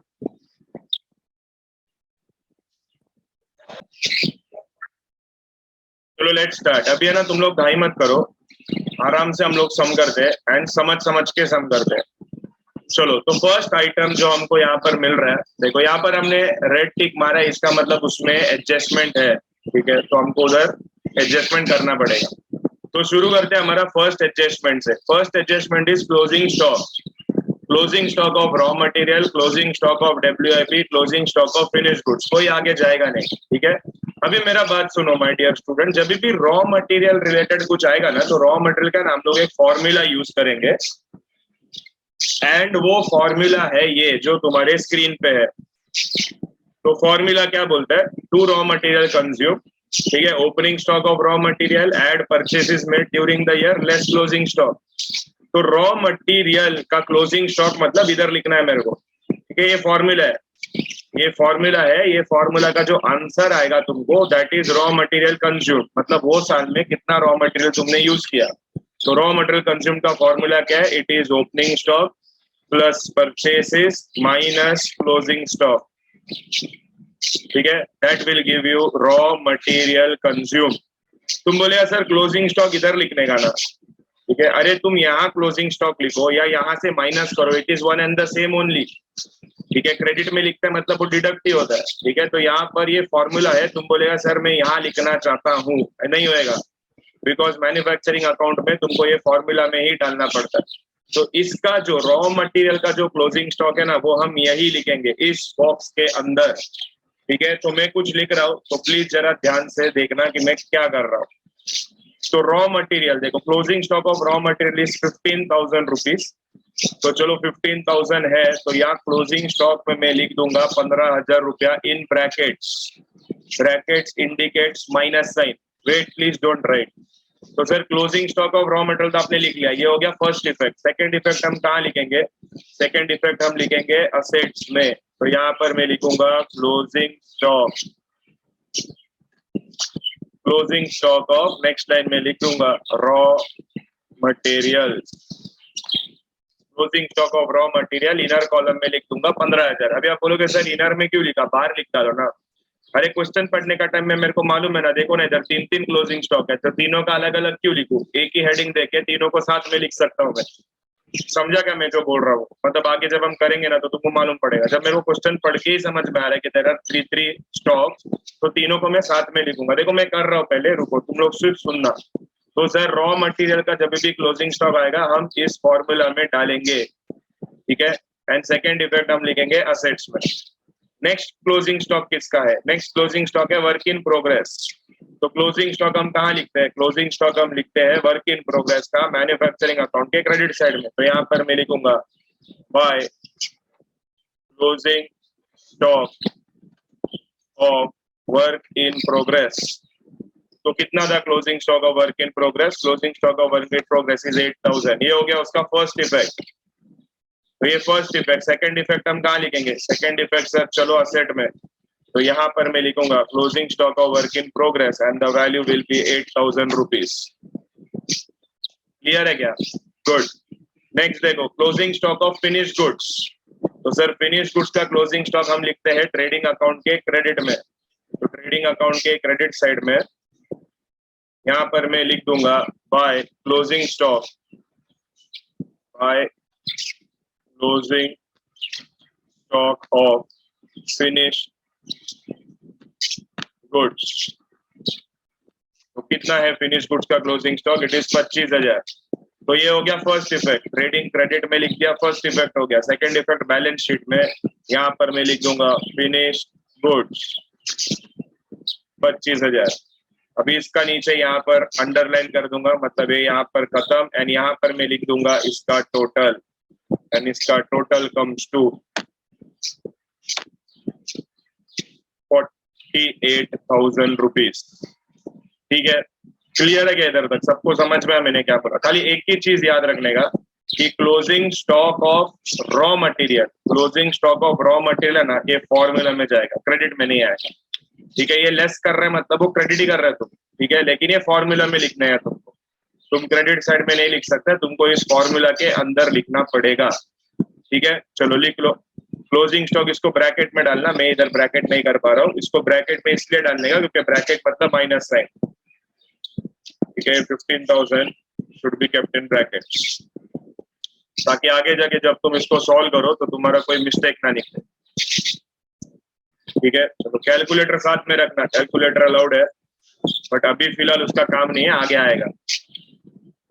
कर लो जल्दी जल्दी, चलो। ये रॉ मटेरियल का ये फॉर्मूला याद रखने का, raw material consume, opening stock at purchase less closing stock.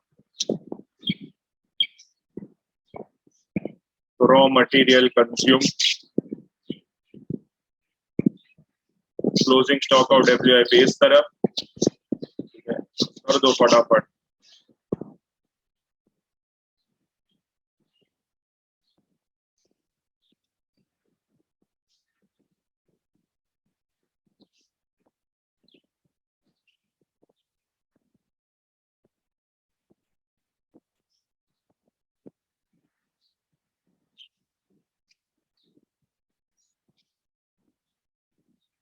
तुम बोले सर मेरे को है ना ऐसा साथ में लिखना अच्छा नहीं लगता है, मैं अलग अलग लिखूं क्या? लिख सकता तुम ऐसा लिख सकते, closing stock of raw material बाहर के कॉलम में 15,000, क्लोजिंग स्टॉक ऑफ WIP बाहर के कॉलम में 8,000, closing stock of finish goods बाहर के कॉलम में 25,000। लेकिन तुमको अलग अलग क्यों लिखना है? जब तुम क्वेश्चन पढ़ने का टाइम में तुमको दिख रहा ना कि उधर 3-3 है, तुम्हारा वक्त बचेगा थोड़ा, फ्रैक्शंस ऑफ सेकंड। ठीक है, तो मेरा first adjustment is completed, first adjustment मेरा हो चुका है खत्म। क्या सबको समझ में आया first adjustment? I am waiting. सबको समझा तो please give me a thumbs up. Yes sir, clear, first adjustment. ठीक है, अरे तुम थोड़ा थम्स अप देगा ना तो मेरे को समझ में आएगा कि हाँ स्टूडेंट्स को समझ में आ रहा है।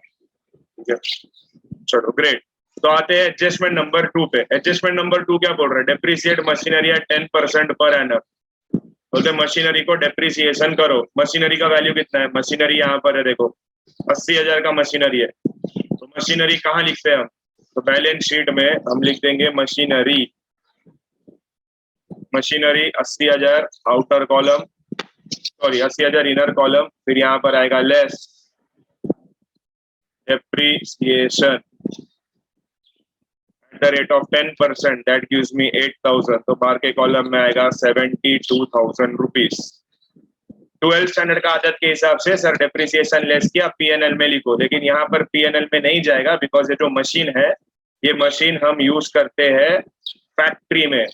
तो फैक्ट्री रिलेटेड एक्सपेंस हम लिखेंगे मैन्युफैक्चरिंग अकाउंट के डेबिट में, to depreciation on machinery and outer column 8,000 रुपया। Very simple. ठीक है, I hope it is absolutely clear. यहाँ पर भी ये 8,000 को you can put it in brackets, लेकिन अभी नहीं भी डालेगा तो उसमें कुछ मार्क्स जाता नहीं है तुम्हारा। ठीक है, क्योंकि तुम्हारे हाथ में कैलकुलेटर तो है ही। क्या तुमको पता है कैलकुलेटर कैसे यूज करना है इसमें? किसी को आइडिया है? चलो मैं तुमको एक तरीका बताता हूँ कैलकुलेटर का। सबके पास कैलकुलेटर है ना, तो जरा कैलकुलेटर लो हाथ में, कैलकुलेटर लो। कैलकुलेटर में ना देयर इज अ बटन, मैं आपको बताता हूँ किस बटन का बात कर रहा हूँ। कैलकुलेटर में उधर तुमको जब भी तुम ऑन करेगा ना तो उधर एक MRC करके बटन रहता है। सबके कैलकुलेटर में तुमको MRC का बटन दिख रहा है क्या? अरे दिख रहा है क्या? हाँ, तो कभी भी कैलकुलेटर में वो AC करके तुम ऑन करेगा ना तो MRC 1-2 बार दबा देने का। तो MRC में क्या होता है मालूम है? उसका मेमोरी में जो भी तुमने सेव किया रहता है ना वो सब कट हो जाता है, वरना वो वैल्यू है ना ऐड होते जाएगा तुम्हारा। तो हमेशा MRC करने का, तो वो क्लीन हो जाएगा, उसका मेमोरी क्लीन होता है।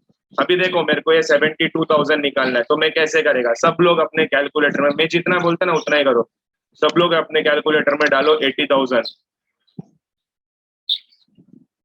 सब लोग अपने कैलकुलेटर में लिखो 80,000। ठीक है, लिखा। उसके बाद करो मल्टीप्लाई 10%, परसेंट का साइन, मल्टीप्लाई 10 और परसेंटेज का साइन प्रेस करो। तो तुमको 8,000 दिख रहा है क्या स्क्रीन में सबका? मतलब जो कैलकुलेटर का स्क्रीन है उसमें तुमको 8,000 दिख रहा है क्या? सबको दिख रहा है? तो ये तुम्हारा डेप्रिसिएशन का वैल्यू रहेगा। ठीक है, अभी रुको, अभी क्या करना है ना, 8,000 है ना, कुछ भी इधर उधर प्लस माइनस मत करो। ठीक है, उसके बाद डायरेक्ट दबाओ minus equal to, minus sign equal to दबाओ, माइनस साइन इक्वल टू, तो तुमको इधर बाहर का वैल्यू आएगा डायरेक्ट। दिखा क्या? आया क्या सबको? कितने लोग को आया सर? आप जो बोला वैसे है। तो इसमें ना तुम्हारा कैलकुलेशन फास्ट होएगा, वरना हम लोग क्या करते हैं, अभी इधर तो इजी है, वरना अगर ऐसा कुछ है ना 8735, तो हम लोग क्या करते हैं, वापिस 80,000 लेते हैं, फिर बाद में ऑफिस -8735 करते हैं, वो सब नहीं करने का, छोटा छोटा चीज है, आदत अभी से डाल देगा ना तो कभी गलत नहीं होएगा। तो कैसे किया, 80,000 लिया, ठीक है, मल्टीप्लाई बाय 10% किया, मल्टीप्लाई बाय 10% जब तुम करेगा तो तुमको डेप्रिसिएशन वाला वैल्यू आएगा, फिर माइनस इक्वल टू करने पर तुमको माइनस होके जो बाहर का डब्ल्यूडीवी है ना, ये वाला वैल्यू तुमको मिलेगा। ठीक है, तो ऐसा छोटा मोटा जो भी कैलकुलेटर का चीजें है वो मैं तुमको धीरे धीरे बताते जाऊंगा, तो यू कैन लर्न अकॉर्डिंगली। नहीं तो क्या वो पहले जैसे यूज करता था वैसा नहीं, अभी तुमको पता होना चाहिए कैसे करना है, क्या करना है। ठीक है, चलो, तो डेप्रिसिएशन का कहानी हो चुका है खत्म, डेप्रिसिएशन हो गया खत्म। तो third point, goods during the year, finish goods during the year, finished goods worth rupees 5,000 were distributed as free samples. तो ये तो हम लोग बचपन में भी किया है, goods distributed as free sample, and वो फिनिश गुड्स डिस्ट्रीब्यूट कर रहा है, तो फिनिश गुड्स का संबंध आता है ट्रेडिंग अकाउंट के अंदर। तो गुड्स गोज आउट, तो यहाँ पर मैं लिखूंगा by goods distributed as free sample, by goods distributed as free sample, value is 5,000। And जब भी हम गुड्स ऐसा फुकट में डिस्ट्रीब्यूट करते हैं वो हम करते हैं एडवर्टाइजमेंट के लिए। तो प्रॉफिट एंड लॉस अकाउंट में जाके हम लिखेंगे ऊपर से एक लाइन छोड़ के, टू एडवर्टाइजमेंट, बाहर के कॉलम में कितना वैल्यू था, 5,000, मतलब ये फुकट में बांट के हमने 5,000 रुपया का एडवर्टाइजमेंट कर दिया।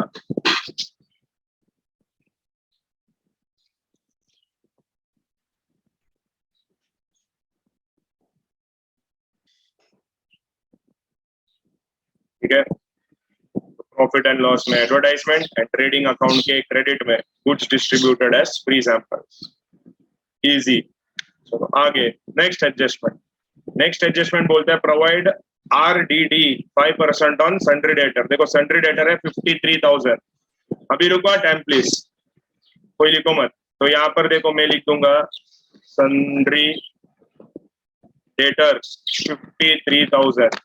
अभी मुझे यहाँ पर चाहिए less RDD at the rate of 5%। अभी कैसे करोगे, चलो वापिस लो कैलकुलेटर, तुमको सिखा दो मैं। 53,000 डालो कैलकुलेटर में, डाला, मल्टीप्लाई बाय 5% करो, आंसर आया क्या, 2650। अभी बाहर का वैल्यू कैसा निकालेगा, तो माइनस इक्वल टू करो, तो 5350, क्या सबको ये वैल्यू आया, मल्टीप्लाई बाय 5% करेगा तो वो 5% RDD का वैल्यू आएगा, फिर माइनस इक्वल टू करेगा तो डायरेक्ट बाहर का वैल्यू आएगा। आया क्या सबको, कितने लोग को आया, थम्स अप प्लीज। ओके, चलो गुड, आया सबको, ग्रेट। तो सर ये जो मेरा RDD है इसको हम प्यार से बोलते थे सर न्यू RDD।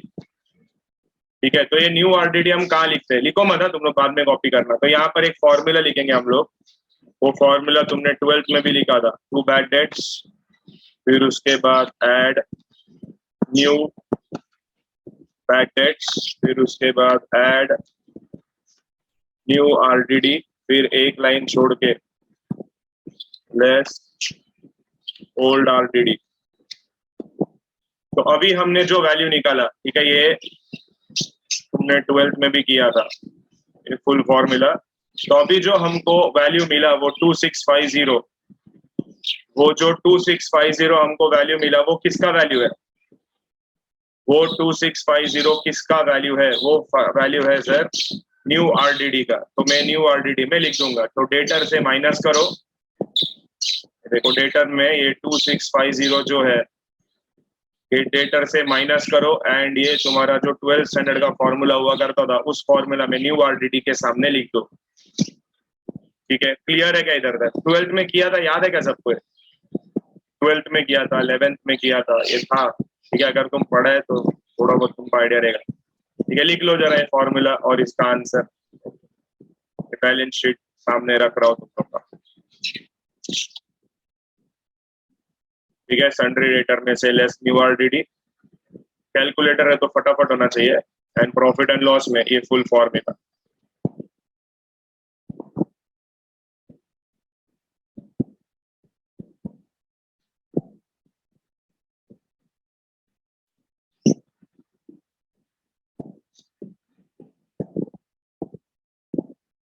जल्दी जल्दी कर लो।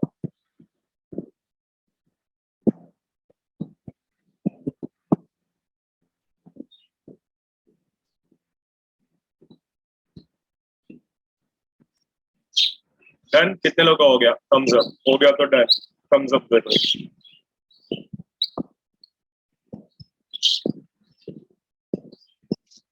ट्रेडिंग अकाउंट में 2 ही आइटम है अभी तक, कुछ है नहीं उसमें, ये क्रेडिट वाला ही है 2 item,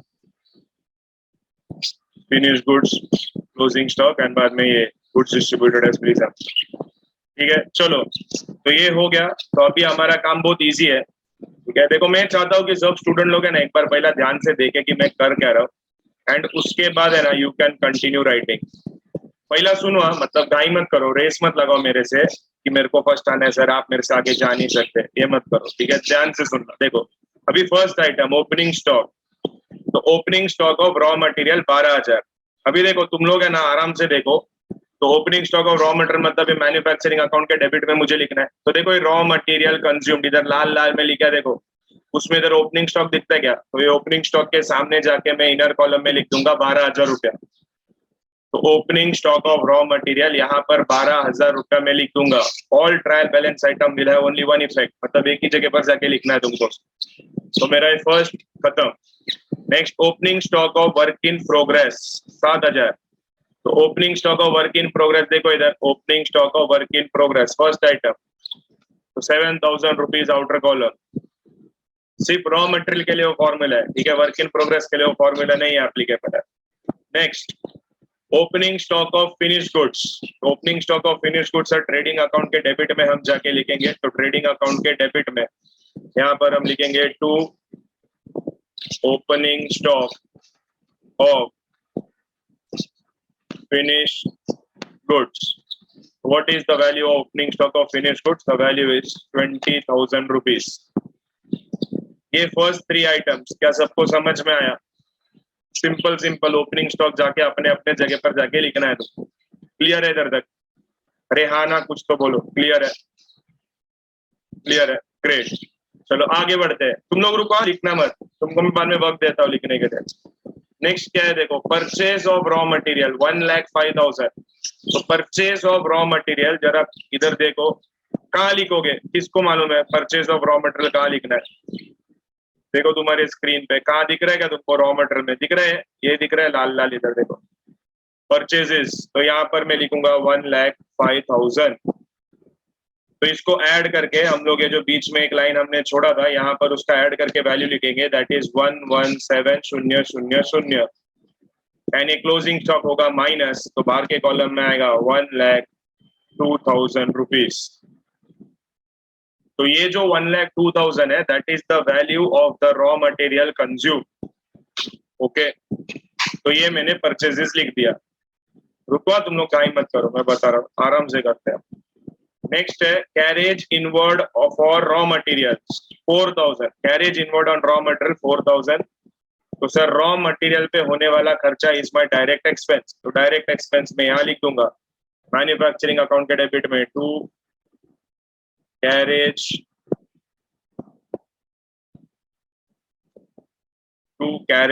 inward on raw materials, to carriage inward on raw material, and the value of it is 4,000 rupees. Value is 4,000 rupees. Okay, next item is direct wages. ये सब डायरेक्ट खर्चा मेरा मैन्युफैक्चरिंग में जाता है। तो direct wages manufacturing account debit side 56,000। तो यहाँ पर मैं लिख दूंगा मैन्युफैक्चरिंग अकाउंट के डेबिट में टू डायरेक्ट वेजेस 56,000। नेक्स्ट देखो फैक्ट्री रेंट ऑलरेडी लिखा है मैन्युफैक्चरिंग अकाउंट डेबिट, तो यहाँ जाके लिखूंगा मैं to factory rent manufacturing account के डेबिट साइड में 8,000 रुपया। Next factory power and fuel. Factory देखो फैक्ट्री जब भी शब्द आएगा तो डायरेक्ट लिख देने का मैन्युफैक्चरिंग अकाउंट। तो to factory power and fuel, factory power and fuel value क्या है? फैक्ट्री पावर एंड फ्यूल क्या 11,000 रुपया।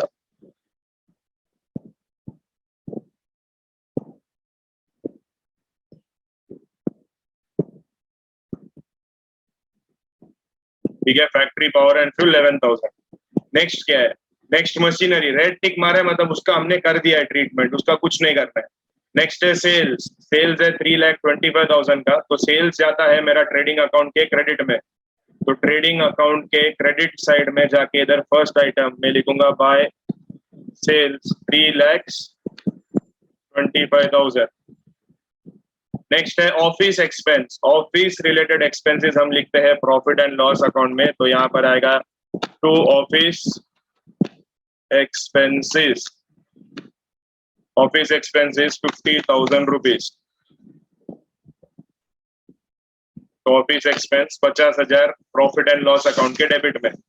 Next cash at bank, cash at bank is my asset, तो असेट में जाके जिधर जगह है वहां लिख दूंगा मैं cash at bank, and the value of cash that is present in my bank account is 11,000 रुपया।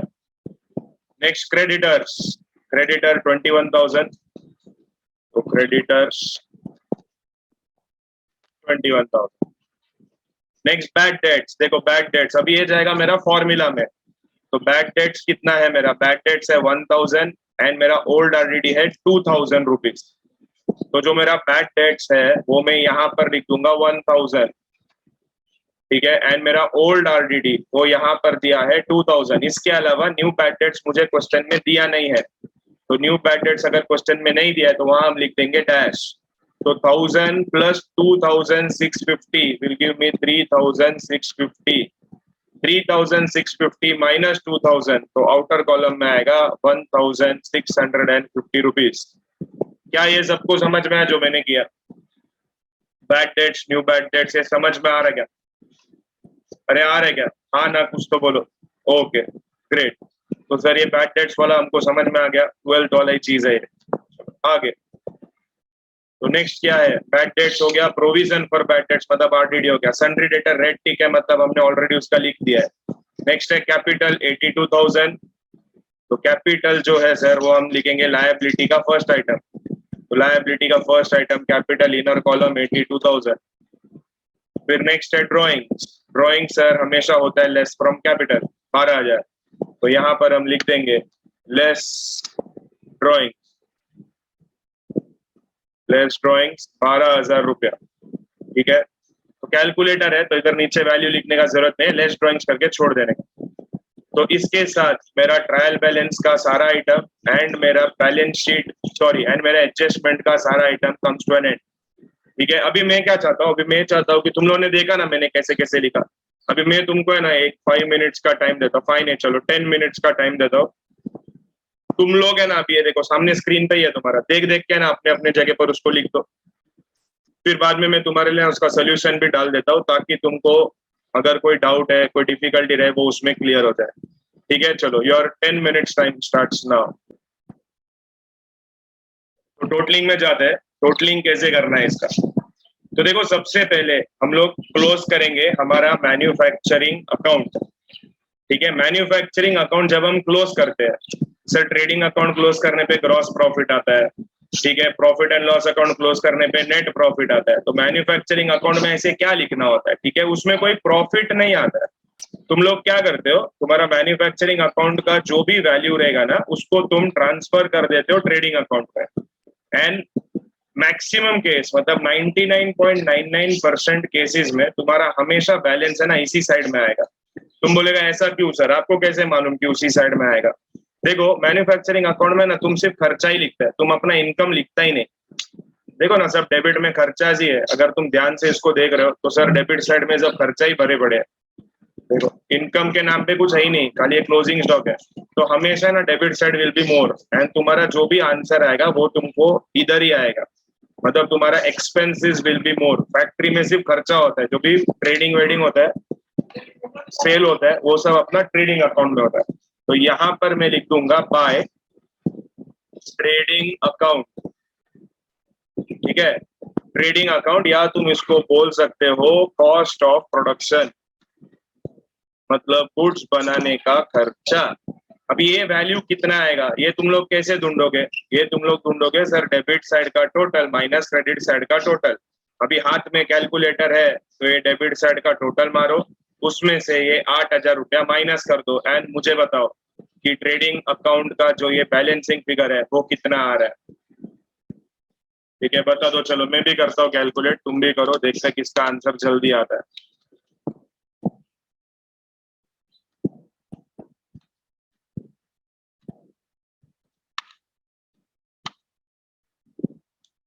मेरा आंसर आ गया, तुमको कितना आ रहा है बताओ, कितना आ रहा है तुम लोग को ट्रेडिंग अकाउंट में, क्या आंसर आ रहा है?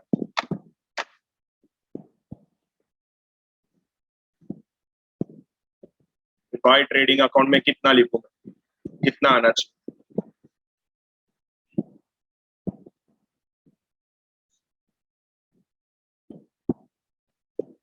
$1,88,000 आ रहा है क्या सबको? If yes Thums up. 1,88,000 आया क्या? टोटल आएगा तुम्हारा 1,96,000। 1,96,000 एंड ट्रेडिंग अकाउंट, ये जो तुम्हारा बैलेंसिंग फिगर रहेगा, ये बैलेंसिंग फिगर विल बी 1,88,000। क्या तुमको 1,88,000 आया? आया कि नहीं आया बताओ।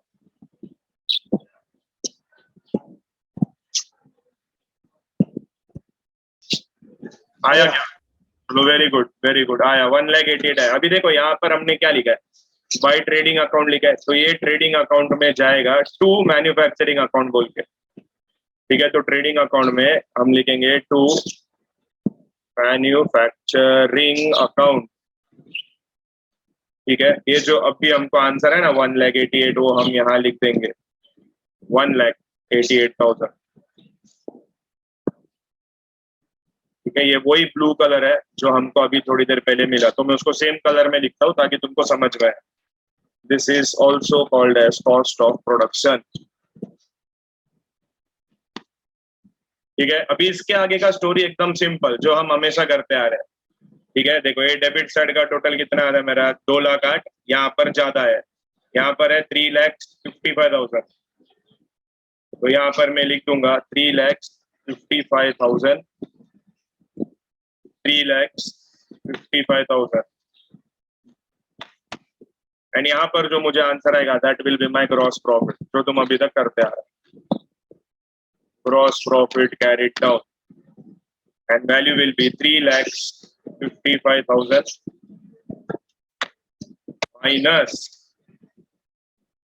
माइनस ये ऊपर का टोटल, दैट कम्स टू 2,08,000।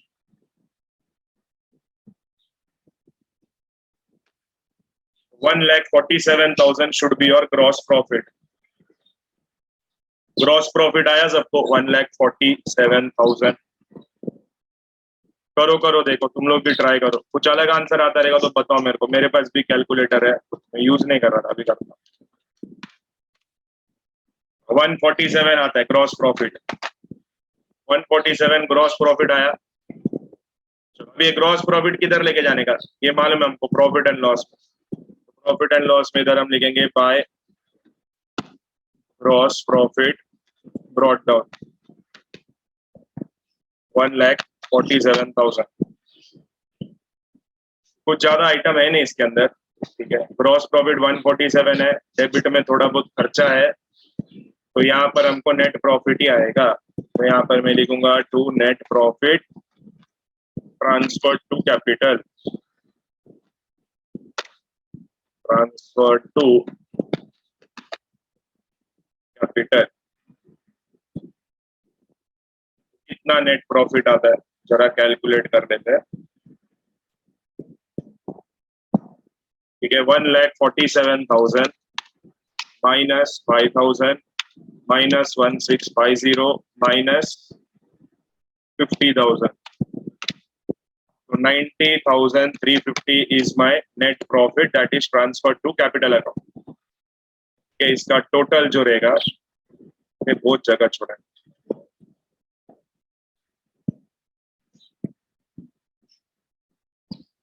ये टोटल दोनों तरफ 147 147। तो इसके साथ मेरा P&L खत्म 9350। अब ये प्रॉफिट है तो मैं यहाँ ऐड कर दूंगा, net profit, add net profit 90350. ये नेट प्रॉफिट ऐड करने के बाद बाहर कितना आता है वैल्यू, लेट्स चेक. तो 82,000 minus 12,000 plus 90,350, that gives me 160,350. And अभी हम लोग देखेंगे कि क्या हमारा बैलेंस शीट टैली हो रहा है. 181,350, 181,350 एंड हमारा बैलेंस शीट हो चुका है टैली 1,81,350, 181,350 एंड इसके साथ हो गया मेरा ये सब कंप्लीट.